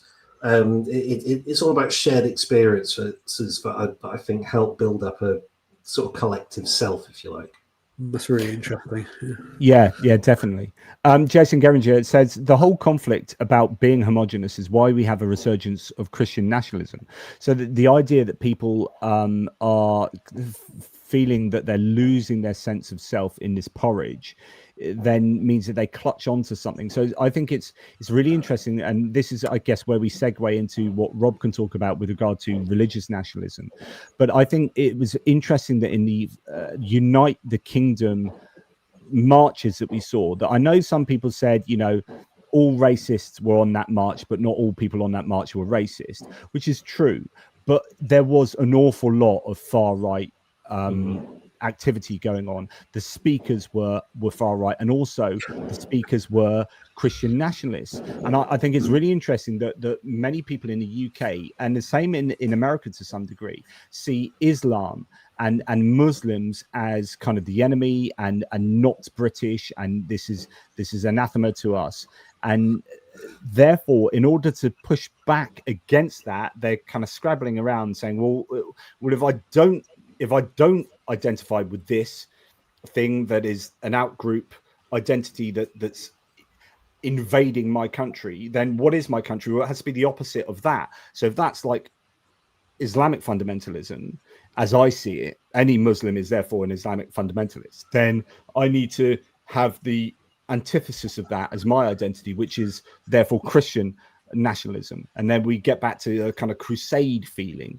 And actually, there's a lot of iconography concerning that among the far right that I think really does talk to this idea of going back to almost the Saracens versus the Crusaders. So this resurgence of Christian nationalism, we've seen it in the United States, and that's been a like decades long thing that's actually been, I think, very well thought through. Like it's not just like organically emerged. I think there's elements of that. We are getting influence from the United States actually with funding and groups coming over to the UK, but I also think there's probably an organic like pushback against Muslim immigration that has led to a resurgence of this Christian nationalism. Any thoughts on that, Rob, and religious nationalism and what actually the Bible says about this kind of nationalism? I got loads. Yeah, I mean, I did a video on it recently, which is why I'm obviously interested in talking about this today. But in the beginning of that video, I talk about how I'm not trying to set myself up as some sort of guru or something, but I had a real sense, almost like a spoken sentence in my head. It was back in the 90s. I was in my parents' garden. This sentence almost just formed in my head, which was Christian nationalism will rise in this country, have nothing to do with it. And here we are. And I was looking at these like people, online, doing the marches, what have you, Jesus is King flag, or the rest of that guy with a big cross jumping on top of a lion in, I don't know, Trafalgar Square or what have you. And I think there's lots of explanations to why there's a problem with the English psyche at the moment, the national psyche, why this is happening. We're trying to find some sort of point of connection to the past. We've lost that for all sorts of reasons we could explore. But I suppose one of the things I found really interesting was something I think David Bentley Hart, the philosopher of religion, said a while back was, like, if you look at the ultimate vision, for example, in Christianity in the book of Revelation, so you have Jerusalem, which you can contrast with the nationalist song of Jerusalem, the song at, what is it? The National Housewives Register or whatever it is, or I can't remember what the organisation is. The vision for Jerusalem is of all the nations of every tribe gathered, and God dwelling in their midst. Okay, so we haven't got a sense either of erasure of identity or of competition, but we have a sense of unity of gathered around the divine together. Your microphone's become a little muffled. Can you still hear me? Yeah, that's better. That's better. That's probably my hand. I was getting too gesticulating, but yeah, this idea that of fusion between a single tribe, a national identity, an in-group, and God being on its side. I mean, we've got that on the Nazis' belts, haven't we? Gott mit uns, God with us. It is anti-Christian, I would argue, at its core.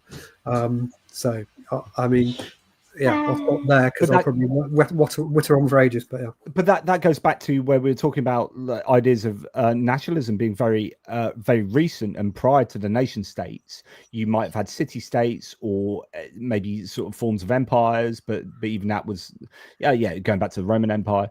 But you had religious identity being the commonality that was driving people and driving behavior perhaps. And so religion was one of these, you could argue that it is the ultimate in-group binder, because with some of the monotheistic faiths, it seems that, look, if you're not in this in-group, you will go to hell.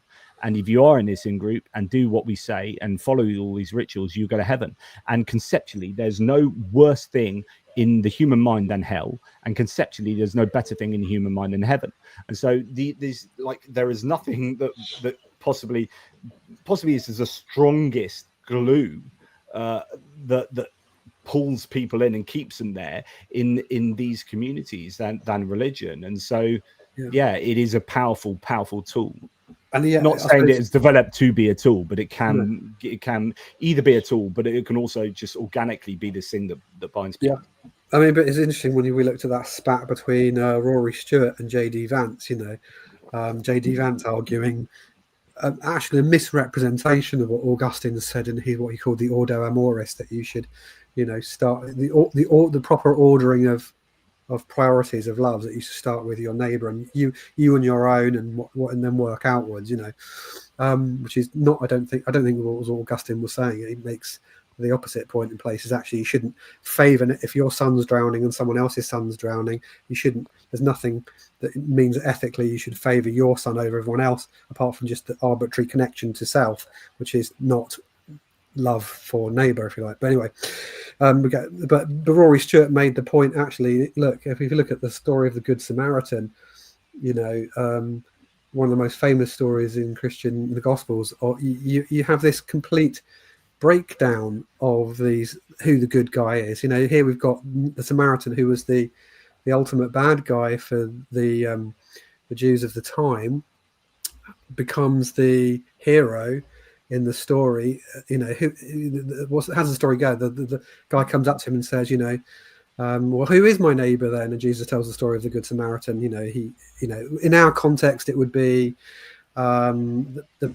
but if we go to Gaza, it would be saying to someone in the IDF, he'd be saying, well, it was the good Gazan who pulled over in his car and picked up this guy from the street and took him into a hotel and looked after him out of his own expense. That's your neighbor. It breaks down the national barriers. We shouldn't be drawing these ethical duties on sort of ethnic or tribal lines, But I guess the challenge is, and we talked about this earlier, is that actually, from an evolutionary point of view, that's kind of how we're programmed. Like was it Avenue Q, the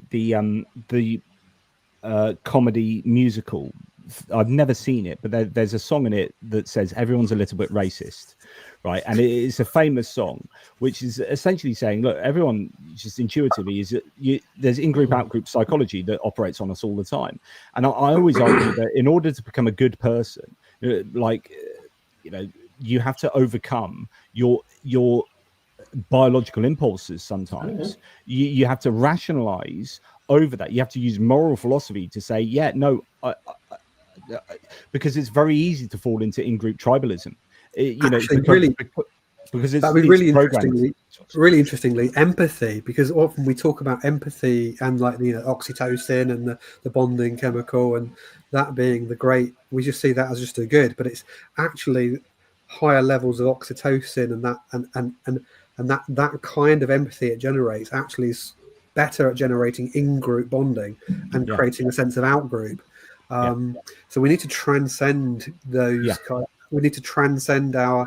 we need to look at the clues within our natural immanent psychology, but look to where they're pointing, I think, which is to something bigger. But we see that even in the animal kingdom. This story of evolution as a complete bloodbath of competition, I don't think is really true. You see all sorts of examples of animals and elephants helping other animals and lots of intergroup, interspecies moral behavior. Usually from your more advanced animals, but absolutely. The wasps, forget it. Bastards. Absolute bastards, a lot of them. So let's just change tack to where I was going to talk about patriotism. compared to nationalism. So patriotism may be seen as a feeling and expression of love for one's own home country, along with a feeling of unity with those who share those feelings. Though it shares patriotism's love of country, nationalism is a belief that one's home country is superior to all others. And I think there's often a blurring between those two. You know, you can aggressively be shouting USA, USA, USA, and like, you know, that can be seen as patriotic and nationalistic in the same way that, you know, football hooligans in the UK and or in England particularly might show, you know, certain blurring of nationalism, patriotism there. So just a little section here. While the words patriotism and nationalism were once considered synonyms, they've taken on different connotations. While both are the feelings of love people feel for their country, the values upon which those feelings are based are very different. Feelings of patriotism are based on the positive values the country embraces, like freedom, justice, and equality. The patriot believes the system of government and the people of their country are inherently good and work together for a better quality of life. In contrast, feelings of nationalism are based on the belief that one's country is superior to all others. It also carries a connotation of distrust or disapproval of other countries, leading to the assumption that other countries are rivals. While patriots do not automatically denigrate other countries, nationalists do, sometimes to the point of calling for their country's global dominance. Nationalism, through its protectionist beliefs, is the polar opposite of globalism. This is really interesting because there you get the tension between the EU and nation states within the EU and nationalists within the EU. So Brexit was all about the, you know, UK Leave voters or the campaign managers really harnessing nationalism as like, we're better than this, we're better than them, they're bringing us down, and it's kind of the opposite of globalism and working together for a positive sum gain. Historically, the effects of nationalism have been both positive and negative. While it has driven independence movements like the Zionist movement and created modern Israel, it's also a key factor in the rise of the German Nazi Party and the Holocaust. Patriotism versus nationalism arose as a political issue when former President Donald Trump and French President Emmanuel Macron verbally sparred over the meaning of the terms. At a rally on October 23rd, 2018, Trump defended his populist Make America Great Again platform and protectionist policies of tariffs and imports, officially declare himself a nationalist. Quote, a globalist is a person that wants the globe to do well, frankly not caring about our own country so much, he said. And you know what? We can't have that. You know, they have a word. It sort of became old-fashioned. It's called a nationalist. And I say, really, we are not supposed to use that word. You know what I am? I'm a nationalist. Okay, I'm a nationalist. President Macron, speaking at the 100th Armistice Day ceremony in Paris on November the 11th, 2018, offered a different meaning of nationalism. He defined nationalism as putting our nation first and not caring about the others. By rejecting the interests of the other countries, Macron asserted, we erase what a nation holds dearest, what gives it life, what makes it great, and what is essential, its moral values. So this is the idea of extracting ideas out of kind of nationalism, look at these abstract ideas and saying these are the great things about our nation. That's your kind of British values, whereas Trump is going for like a more kind of a raw sense of nationalism, and I think that's an interesting argument they're having there. But yeah, I don't know if you have any thoughts. I mean, when Trump says America first, he means everyone else last. He means America first at the expense of all the other countries in the world not doing as well, which are, you know, not hard to work out what I think about that. Yeah, and it goes back to, again, to mention Jonathan Haidt again, and the idea of you know, having concentric circles going out, and liberals are more likely to have larger concentric circles and are more likely to work, I think, or more likely to believe in globalism and working together with people in the out groups, or them being part of your in group, even though they might be seen as the out group, and working cooperatively. And that's kind of the basis of the EU, although I think that was originally economic and it's now become kind of federalist and whatnot. But it's the idea that, hey, the world would be a better place if we work together. Whereas Donald Trump there and conservatives, small c conservatives, will say, hang on, we're better if we conserve our identities and we work first of all for ourselves, and then we think maybe down the line about other people. But really, it's all about conserving our sense of identity and conserving our own kind of superiority, if you like. I was just looking up the etymology of patriot. And It's going to be something to do with fatherland, I would have From thought. the Greek, patriotes, meaning kind of a fellow countryman of the same land and lineage. So I'm just starting to wonder, actually. We think of, like, say, for example, the good story of the Good Samaritan. There's nothing wrong with loving your fellow countryman, the person of the same land and the same lineage, like genetically descended the same as you. But then we run into those problems of, ethno-nationalism and exclusion of other people, and not feeling there's a love that is owed to someone that has a different genetic background to you. And it makes me wonder, actually, is patriotism, in a sense, also a slightly flawed concept, and the nationalism and patriotism participate in the same problem? Broadly, I think, patriotism for me would be trying to take nationalism and make it much more positive.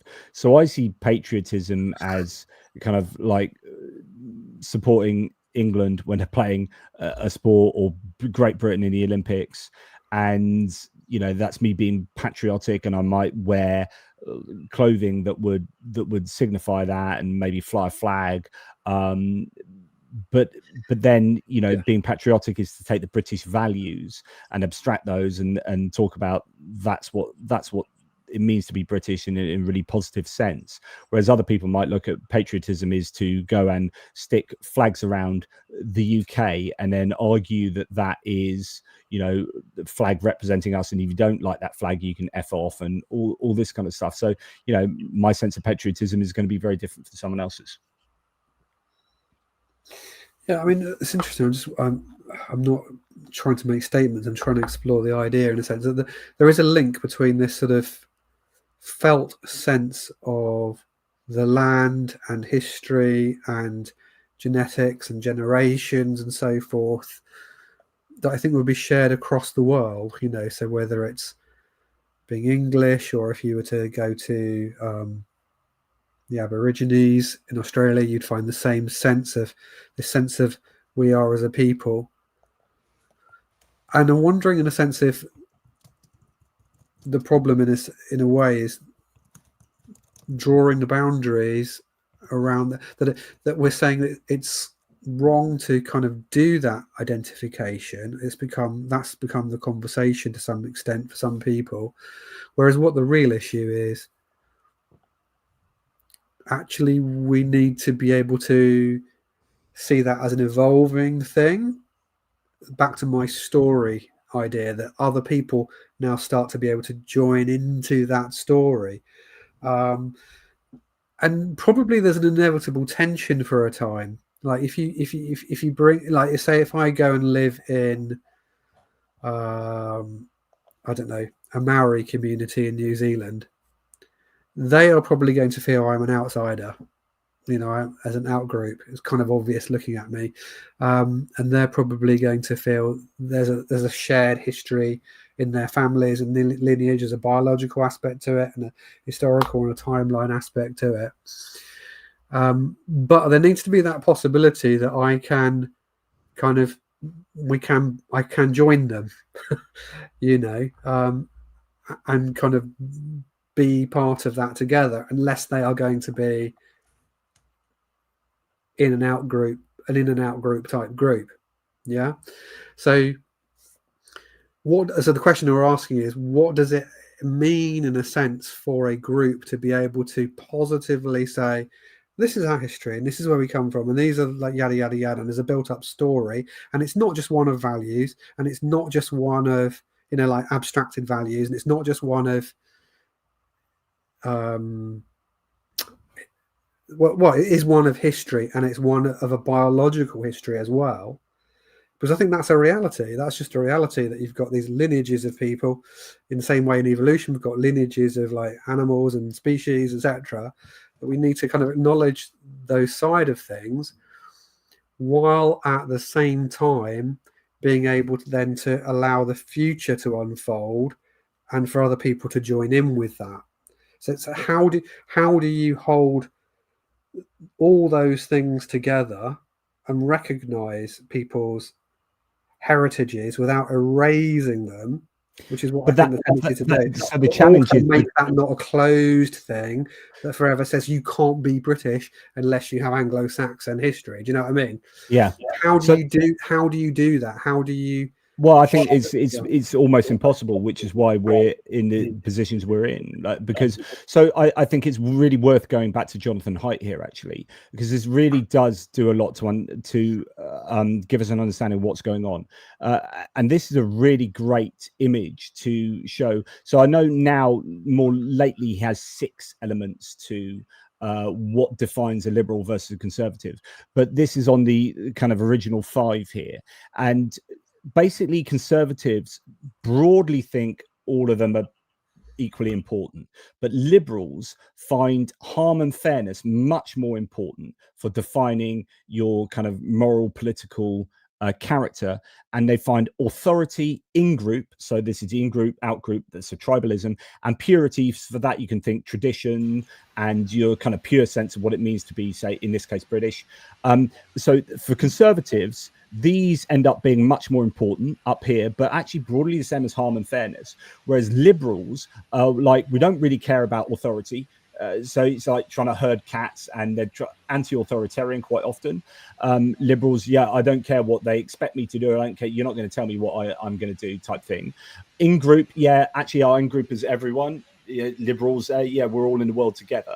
And purity, yeah, and also you can add in openness to new experience. So liberals are known for being much more open to new experience. So if you can have migration come into your country, you're much more open to meeting those people, integrating with them, so on and so forth. Whereas conservatives are less, you know, well, actually just quite different, and looking at all these quite equally, but having much more value in authority, in group, and purity. And when you understand that then on, say, a migration level or on a change level, when you have your country going through this period of change, that a conservative, and this is why, you know, conservatives are anti-immigration, is because immigration is a threat to the in-group, it's a threat to purity, like your pure sense of your culture, and is a threat to kind of your sense of authority. Maybe your authority came from the church. Now, actually, well, theirs is coming from a mosque and from the Gurdwara. And so I think really our sense of nationalism or national identity, and our understanding of whether immigration is a threat or not, is completely down to whether we're naturally liberal or naturally conservative. Gee, I mean, I wonder about that a little bit, actually, because sometimes there are criticisms, but yeah. Yeah, I wonder sometimes with psychology, what we do is we take our categories and then we look at the data and we just look for those categories, just extract that out, but we're not looking for other things. So, yeah. I mean, so if you think of what we were saying about empathy earlier, and how oxytocin and empathy can then actually generate in and out group feelings, then if you were to be saying that liberals are higher in empathy, then that would be also to say that they might be more inclined to be splintering into in and out groups, which are, you know, was not like something we've not necessarily seen politically.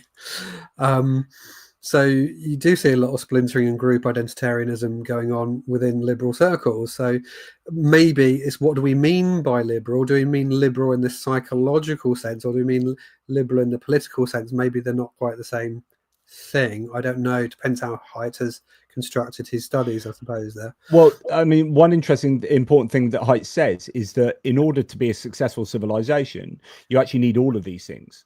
So, you know, if you look through time, actually, if you were just going on harm and fairness, you would like lack of harm, and, you know,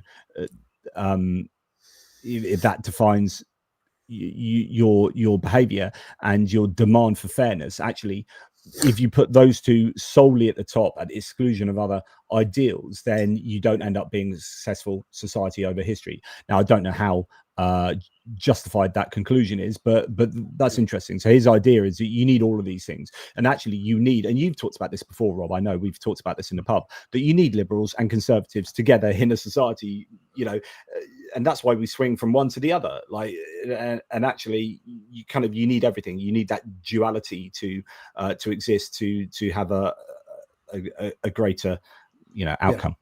And if you think of like what we were saying earlier in terms of perhaps if we think of it perhaps in these typical ways, in the sense of a liberal is interested in where the story might go, progressives, where's the story going to go? Now your conservative might be is like, where does the story come from, and let's stop the story here. Right. Yeah, that's a really good way of seeing it. Like, well actually, so the progressives are like, we're unrooted. Well, you can just get rid of chapters 1, 2, 3, 4, 5, 6, and 7. We've just got all this bizarre weak people out of nowhere, middle and ending, and then we've got. I mean, I'm being this a parody in a sense, but and the conservatives be like, well, we just need to go, we don't want it to go anywhere. We just want it to stay undeveloped, and we just, back to that point earlier on about this of undeveloped national psyche of like, it's just me and no one else. How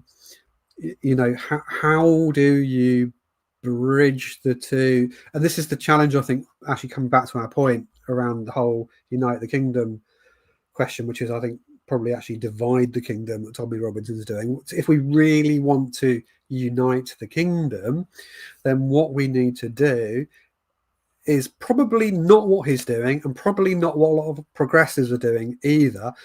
When I listen to the national narrative, so they're all wrong. Curse on all your houses, all right? One group's getting it wrong this way, one group's getting it wrong that way. What we need to do is include everybody. It's almost like you go back to the English Civil War, the Elizabethan settlement. We need, as a nation, not to have a war and this argy-bargy. Needs to get everybody in the room together. Okay, you're all at the table, you're nut jobs, you whatever, all discuss this, all hash this out, right? We've got a past. Where are we going with that past into the future? We need to join the dots up. And what's not happening is there's one group that just want to talk about now and the future, another group want to just talk about the past. Anyway, so are you advocating for moderation and being a moderate? Yeah, in a sense, just actually. You gotta. I mean, like, imagine a person who just woke up in their mid-40s, and you just said, "Well, I'm not interested in any part. I'm a person from nowhere. We just need to think about my 50s and 60s." It's like, that wouldn't make any sense. You'd be utterly disorientated. But equally, imagine someone that wants to get developmentally arrested in their 40s, just to have a midlife crisis, which is probably what Britain's doing post-empire. That's not really healthy either. Yeah, interesting. We have a question here from Goose Springsteen saying, one of Orwell's best essays, or a statement here, was about the continuity between the England of 1840 and 1940. I think London is one of the best examples of a break in that continuity, e.g. the displacement of Cockneys. Interesting. So obviously Goose is someone that doesn't want to see like a break in continuity, and I assume would be kind of an old school conservative. On the US melting pot, assimilation of groups like the Irish and Italians largely happened during the pause of mass immigration between the 20s and 60s. Ethnic mafias still persisted as a force to the 90s. So a couple of observations there from Goose. And another one, thank you for your kind support of the channel, Goose. Yugoslavia is an example of multiculturalism collapsing. Serbian fears of Bosnian population growth grew in the 60s until the economic collapse of the 80s paved the way for the settling of old grudges. You could argue that the other way. So Yugoslavia is an example of ethno-nationalism. It's not multiculturalism collapsing, it's ethno-nationalism becoming a brute force for wrong in the region. And so, it depends how you see that. But the problem is we are intuitively tribalist, and we will tend towards identitarian senses of identity and community building, and it ever have we done this? I mean, this is how animals work territorially on a micro scale, and it's how humans have worked territorially on a micro scale. And just when you just look at things globally and internationally, it's like those kind of elements of human nature writ large and just extrapolated to a much larger situation. So the question is, like, what is a healthy nationalism? I know you've just kind of had a stab at that, which would be, Rob, arguing it's kind of like, well, it's not this and it's not that. We need somewhere in the middle, which allows us to change over time, but we need to drive our narrative. We need to have a sense of where we're going, as well as a sense of where we have come from, and try and knit those two things together. But that's kind of like, is a bit vague, isn't it? And I don't know. I don't know what the question really is anymore, and what the answer would be. But I just think that the world. I mean, it'll happen. It'll happen one way or another. Yeah, we could argue. Yeah, I mean, for me, an important part of being British is being open-minded. Like, say, if a restaurant opens that is the cuisine of a country that none of us ever know, that none of us have heard about. I can't think of one off the top of my head, but and maybe this is because native British cuisine is so bad, but we would have no problem going into an Indian restaurant, a Chinese restaurant, a Thai restaurant, whatever. And I think being open to trying other cultures, particularly with food, I think that's quite a British trait. Yeah. I mean, interesting comment here from Ed Jones. Do you think cultural links have been lost since terrestrial TV has lost its popularity compared to when we used to all watch the same content? I think there's an interesting thing about this move towards an individualism in terms of the way that we behave in all over the shop. And you can argue, like, so many choices of television and what we watch, and we can pick and choose everything. And we watch things now when we want to. It's all about streaming things and not having to wait a week to watch the next episode. And it's quite interesting. I've been watching Celebrity Traitors with my family, right? And that's interesting, where they have 2 episodes a week, and there's a final on tomorrow night, and we'll sit down and watch that in an old school kind of way. But we've not been doing that. And actually, there is a sense where you can get a community over, like, not having this, like, I can consume things when I want and how I want. And I think we have moved towards a more individualistic society and towards a more individualistic commercialism that I think is a challenge to our sense of community. Like, I don't leave the house. I know this is actually my own physical ailments, or I don't leave the house, but like, we exist online, most of us, so much that we are possibly losing a sense of local community that I think might have something to say about a larger sense of community as well. And as I don't know, any thoughts on any of that? I'm just spitballing. This is just a pub talk. Oh yeah.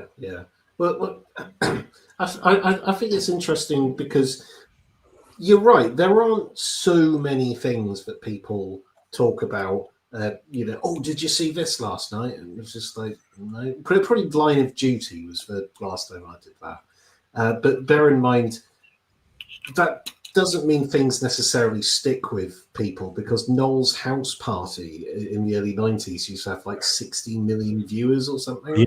And the only lasting legacy of that is Mr. Blobby. And Celebrity Traitors has just got the plaudits because it's getting like, what is it, 10 million almost or something, which is like, now that's an amazing number of simultaneous viewers. I totally agree with this. I think, in a sense, I wonder if the whole people being a bit flaggy, as my wife calls it, is actually, is it so much a loss of national narrative? I think there's an element, and if you're happy to, I'll go into it in a minute whenever you want to set me loose, but around kind of the connection between empire, England, the Act of Union, and then empire and the problem of identity for the English. But or is it just a loss of actual connection and like local You know, actually, did the English, unless they were at war with the French, we defined ourselves as we're not French, you know, during the 100 Years' War, you know, was the sense of Englishness really that much high in the average Englishman or Englishwoman's mind in the 1650s, you know, or was it just your local village, you know? So yeah, I think that disintegration of the sort of common shared communal life, like the celebrity. That's the concentric circles. So that's going back to, well, what's most important? My family, my village, blah blah blah blah, and it gets out to a nation, and then it kind of stopped there, and then, but then there was probably elements of like the feudal system, or like, you know, you're going to fight this war for England, but actually you're not really doing it for England. It's because you've been, you know, conscripted to do so, and for a bit of money, for lords are going around, they're getting their different troops to feed into, blah blah blah. So it might not be that people are doing this because England, right? I'm not going to fight in 1415 in the Battle of Agincourt because I'm doing this for England, or whatever. You know, you had the Welsh there that were at the side with the knives running on and slicing Frenchmen across the neck and nicking their rings and whatnot. But you know, are they there because of a sense of national identity? No, because we didn't even have the Act of Union then. There was no nation of. So, you know, I think, it derives down to this sense of community here, and I think we have lost that. And I wonder whether the people who are getting, like you say, the people who are getting all flaggy at the moment, of actually just crying out for a sense of belonging. And there's I was just thinking, like what you were saying there about Agincourt and all that. You know, like, if you think of the origins of the Royal Navy under Queen Elizabeth I, you know, it's buccaneers who are, you know, privateers that are basically paid, and they take booty, and you know, there was no national. Well, it may have been. I don't know. I'm not a historian in that sense, but it was a money making thing, you know. Yeah, and I think we won't have time to talk about it. We've already been banging on for 2 hours, but I think there is an interesting idea back, because I'm a really strong believer in the European Union, but I look at the European Union as a way of being together for a positive sum game, so we can work together to cooperate in order to achieve positives for us all that we wouldn't be able to achieve on our own. So tackling, you know, loopholes and climate change and so on and so forth, and regulating positively for all of us, and just generally working together and cooperating. But you know, you do lose, you know, the larger you get, you do kind of lose a sense of, you know, self or your own national identity. I guess within the EU, it'd be interesting to get you know, someone who's both, you know, strongly pro EU, like a European in the thread, who's like you were talking about, Rob, this can I hold on to the idea of being both really strongly English and really strongly British. And I think there's a really good analogy there with being really strongly Dutch, but also really strongly European. And, you know, how do you have a healthy relationship between those two ideals? And that story is a lot newer. Right, so if you think of identity, like what I was saying, there's something visceral, distilled like an old wine in people's sense of identity, passed on through a generation. Something's transmitted, I think, psychologically. So,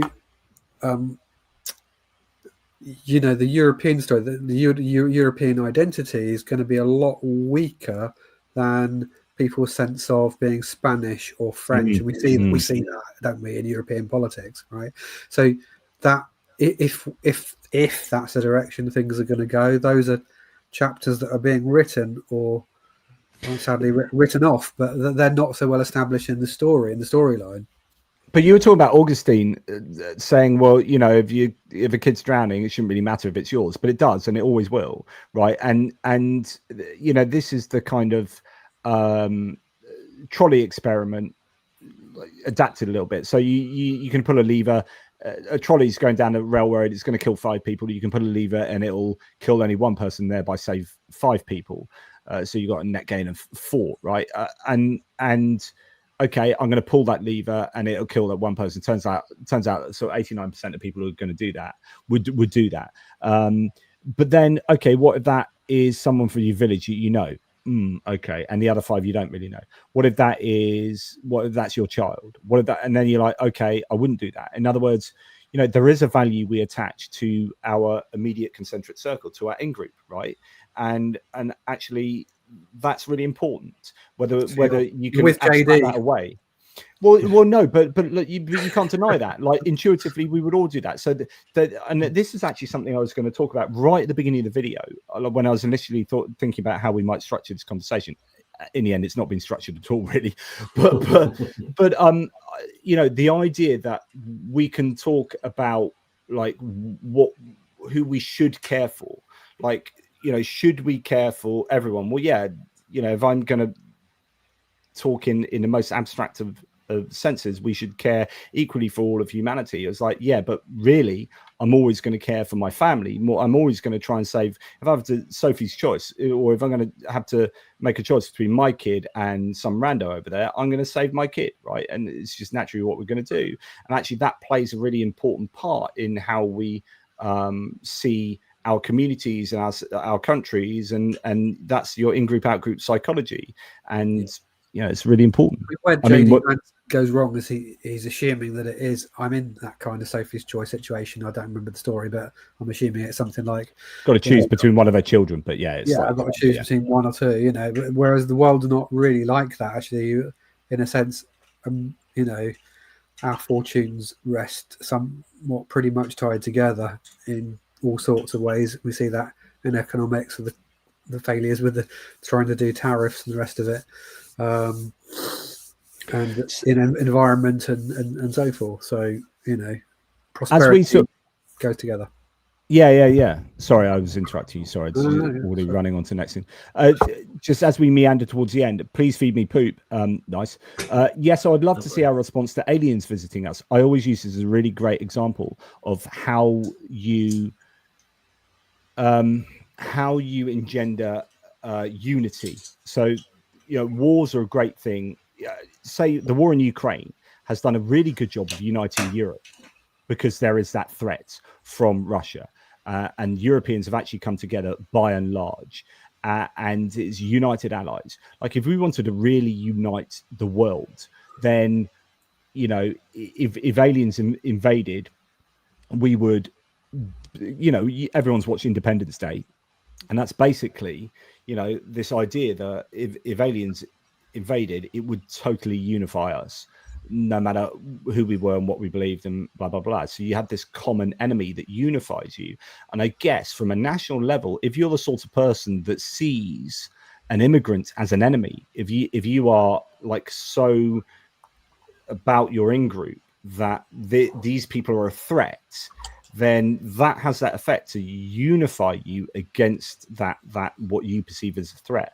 So I guess it comes down to, in terms of immigration at least, whether you perceive immigration as a threat, like in a visceral kind of way. Yeah, and maybe we just look at the question in a too blockish manner. We use the word immigration, like we've nationalism. You've differentiated positive, healthy and unhealthy. Like if the British en masse emigrate to Barcelona, take over the Costa del Sol, completely trump Spanish culture, and there's nowhere for them to live, and all the Airbnb, everything's an Airbnb, they object and march on the streets. So you can have a negative version of that, where it's too many people, it's overwhelming, it's disrespectful to what have you, the people there. It's got to be, everybody's got to kind of, if there's going to be immigration, it has to be. And I think this is actually a consensus view across all the parties, that needs to be done. It needs to be managed, because you need a functioning society and a coherent society for people to come into, if they're coming into that. So, yeah. Rob, you work in a big organization. Tom, do you work in a big organization? Sort of. Do you have, I mean, I remember when I was doing a little stint working for the Office for National Statistics and looking at the sort of courses you could do for like personal development and whatnot, and there's all change management, and there are these roles that you can have as like being a change manager.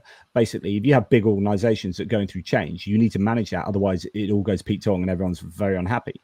But actually, I think really the nub of this discussion about nationalism is about, or at least the challenges for nations with regard to, you're getting this movement towards ultra nationalism or unhealthy nationalism because everyone's struggling to manage change. And some people are much more accepting of change, but a lot of people aren't.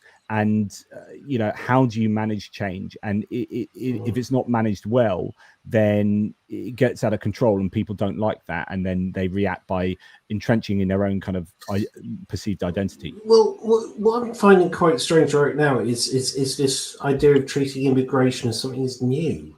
It's been going on for donkey's years. You know what I mean? And it's just this sort of ingrained attitude of, these people are coming in and it's all different now. And it's just, the demographics have been changing for a long time. Yeah, but I think statistically, isn't it like much greater? I mean, I think because of the ease of movement, literally like the invention. I remember listening to a scientist, was it Moseley, the late guy that died unfortunately walking on one of the islands in the Med, but Michael Moseley, and he was saying that one of the biggest changes in genetics was the invention that I would have thought it was a horse, but actually he's saying it's the invention of the bicycle, because suddenly people could go and have sex in another village, and it's like suddenly it was really easy. Like honestly, it was really easy to move. And everyone started having access to that, where horses were only like certain people could have access to horses, but bicycles, you started getting bicycle use right throughout the demographics, and then people can move, and then suddenly, and then you have the car and the motorbike, the car, and then you have the ferry, and you have planes and trains. And actually, so what you have now that's different from, yes, we've always had immigration, but we haven't always had the ability to move massive amounts of people very quickly. And I think you're making an argument for sex tourism then. I wonder where that was going. But essentially, I think that while we always have had immigration, I don't know, and I don't need to look at the stats for this, but actually it was I think at the moment it's the challenging level, and it goes back to change. It's about managing change, and if people perceive there as being too quick a change, then they don't like it. And that goes back to, well, conservatives are more likely, small c conservatives are more likely not to like that, and liberals are more likely to be fine with that and open to new experiences. And that's actually what we see reflected in the politics, which is the Green Party, a populist left party. We're cool with immigration. Zach Polanski in the UK, he's like, Green Party, they're the only party actually really that are arguing for immigration.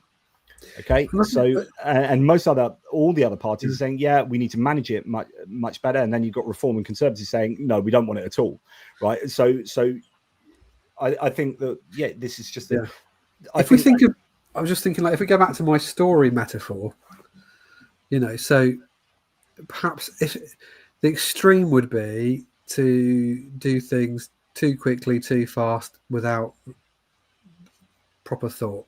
So that would be like the author getting to chapter 5 and just having a radical story turn. It's like, hang on, the story was going along here, and now you're doing this. Whereas, like, the Reform or the person that completely wants to resist immigration is like, hey, no, we've got to just actually no more characters.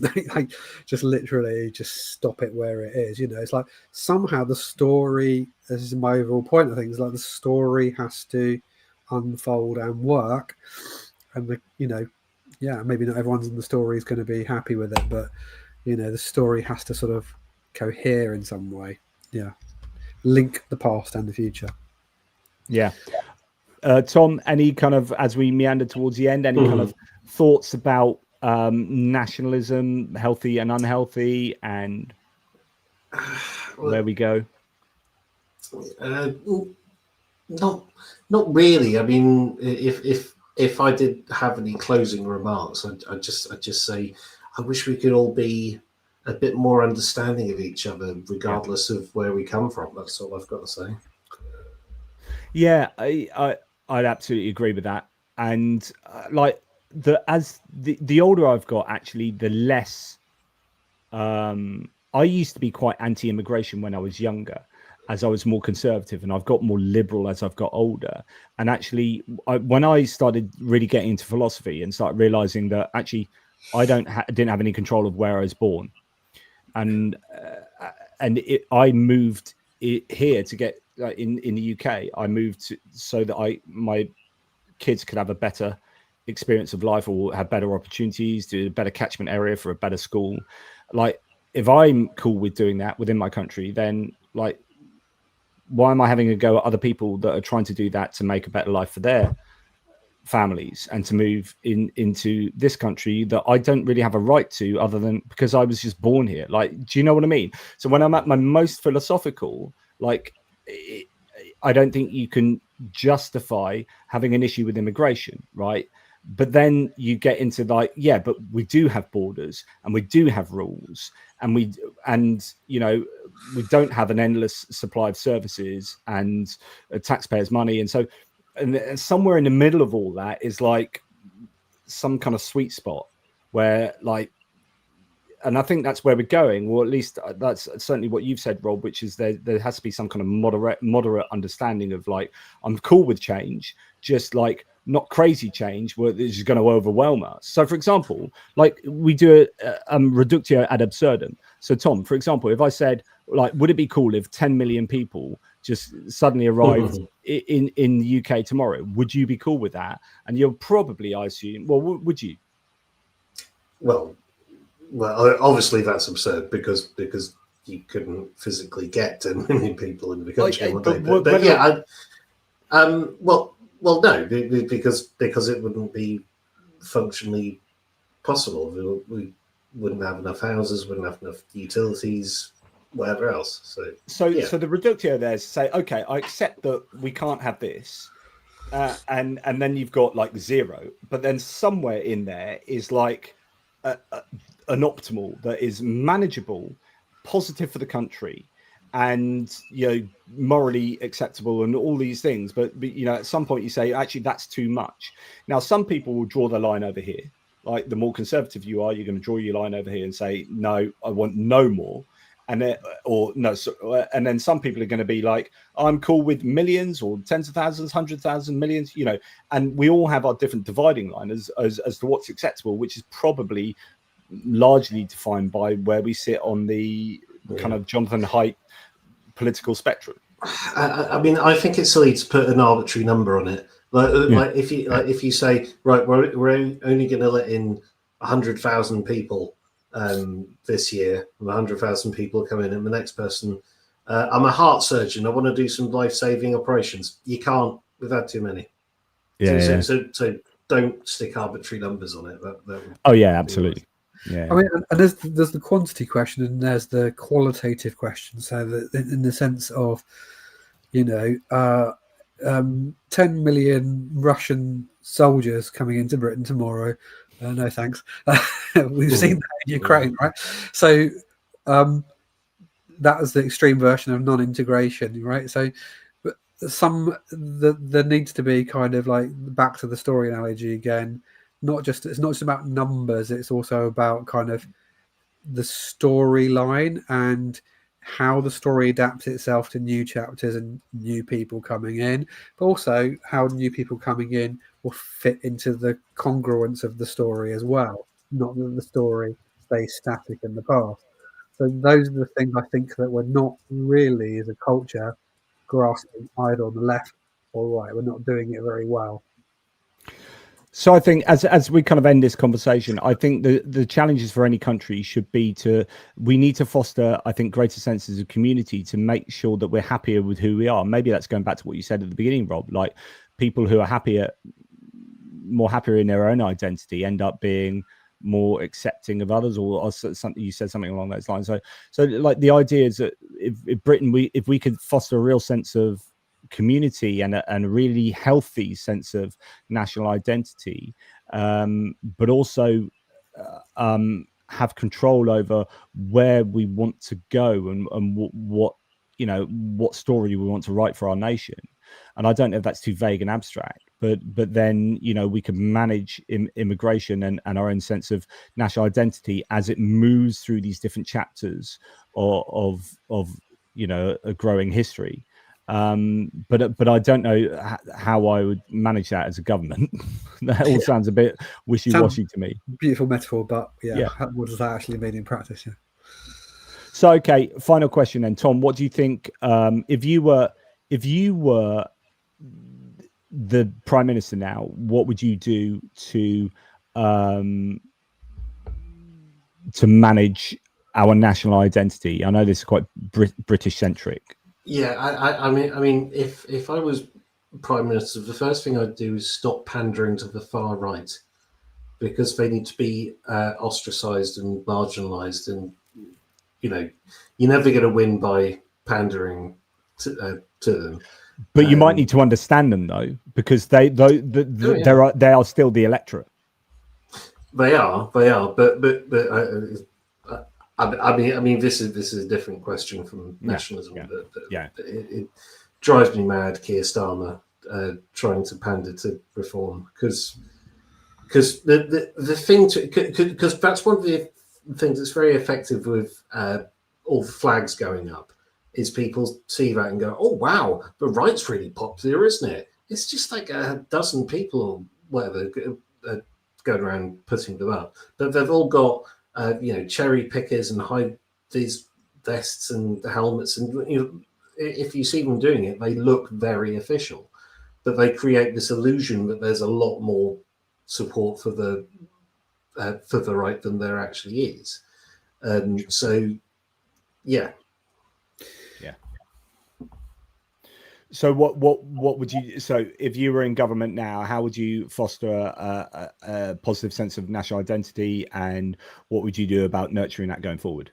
I'd concentrate on the good. Well, I'd try and do some good for a start, and then highlight it, rather than saying, "Oh, we're trying to kick out people who shouldn't be here," and whatever else. So it'd be investment in public, investment in schools, hospitals, and be able to say, look, this is what we're doing. This is what being British is all about. We're doing some good, and we're trying to make people's lives better, and then we'd have something to celebrate which would also be British.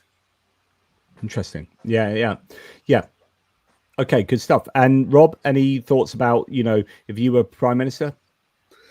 It's difficult. You know what? I think one of the things about being British, we might say, is not being very flaggy and not trying to have a national vision. So sometimes I don't know where I sit exactly on the political spectrum, but I'm attracted to certain types of small C conservatism, which is against this kind of being ideological and politics being more pragmatic and driven by kind of going forwards, and they're being changed, but they're also things we're not hating the past, and we're quite aware that we can very more easily mess things up than we can get them right.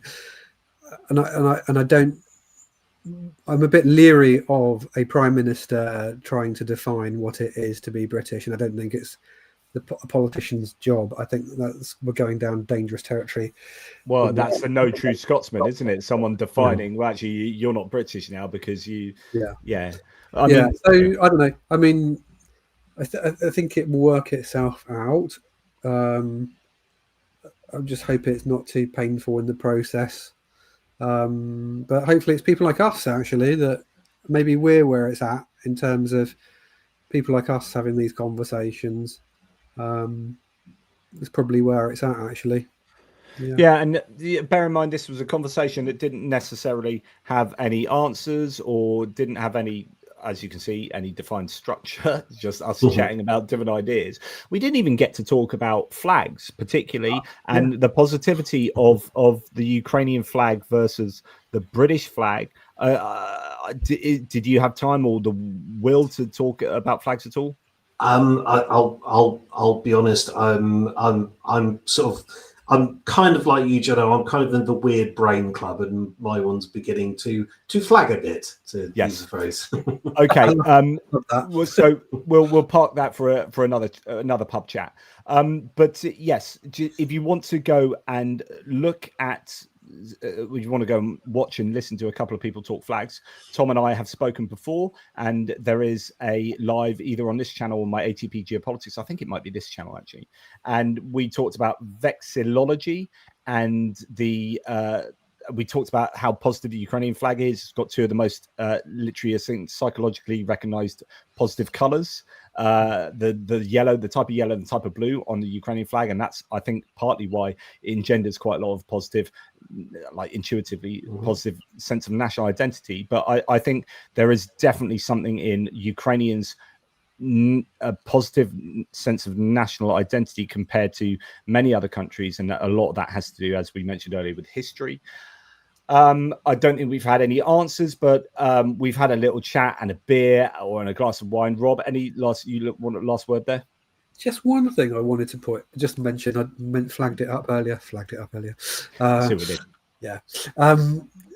Just two things. I'll try and be as quick as I can. One was someone made a really good point the other week. Is that in Britain, the only time you really see that you kind of see lots of flaggishness typically is in Ulster.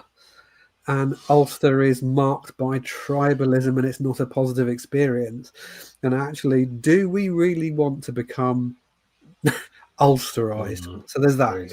And the other thing I was going to say was just my theory. I don't know how, for what it's worth, is in a sense, I think if we look at English history, I wonder if in the Act of Union, we've poured out our identity then into this nested identity being British with the Scottish, and then we've done the whole empire thing, which actually there was a whole quite a mindset of sort of a globalized mindset. Actually, we talk about globalization. Then we got nationalism and globalization. So you had this globalized mindset, but we almost started to see British as being kind of this global identity in the ruling classes in a way. And I think what we've done is we've kind of poured out our identity, so we don't know who we are anymore. It's just become English. Do you mean from an English point of view rather than British? Yeah. I think that there is an interesting discussion there to be had that we haven't had, which is the loss of English identity, whereas the Scots and I think Welsh have had much more success in holding on to that identity than I think the English have, because I think Englishness has almost become wrapped up with Britishness.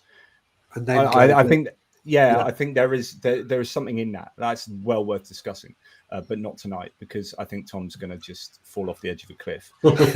So look, thank you very much to the live chat. Really appreciate that. Thank you so much to Goose. I haven't had. So Goose's last one. Singapore is an example of multi-ethnic society with high levels of disparity working, but it relies on quotas and state coercion. For example, social housing is arranged to prevent ethnic enclaves. So stopping ghettoization there. Interesting. I have quite a lot to say about Singapore with regard to economics, but now's not the time. Thank you to Michael Vujar, to Goose Springsteen, very much, Goose, for loads of great observations and super chats. Really do appreciate that. Thanks for everyone that's been involved in the live chat. You've been very lively, and we have just gone around the houses. This hasn't been particularly in any direction. We have just had a drink and had a chat, and that's always what this was going to be. So thank you for being here for that. We haven't solved any of the world's problems, but that's going to happen the next time I'm sure we get together and have a chat. Thank you to both of you for being part of this. I really do appreciate it. And I would like to say Slava Ukraini, because that I can't stop saying that, even when I'm on my Atypical Philosopher channel. So there you go, deal with it. Big love, guys. Stay on the line, but thank you very much for the peeps in the live chat. You take care, and we'll speak to you soon. Thanks for having us, John. Thank you. Bye.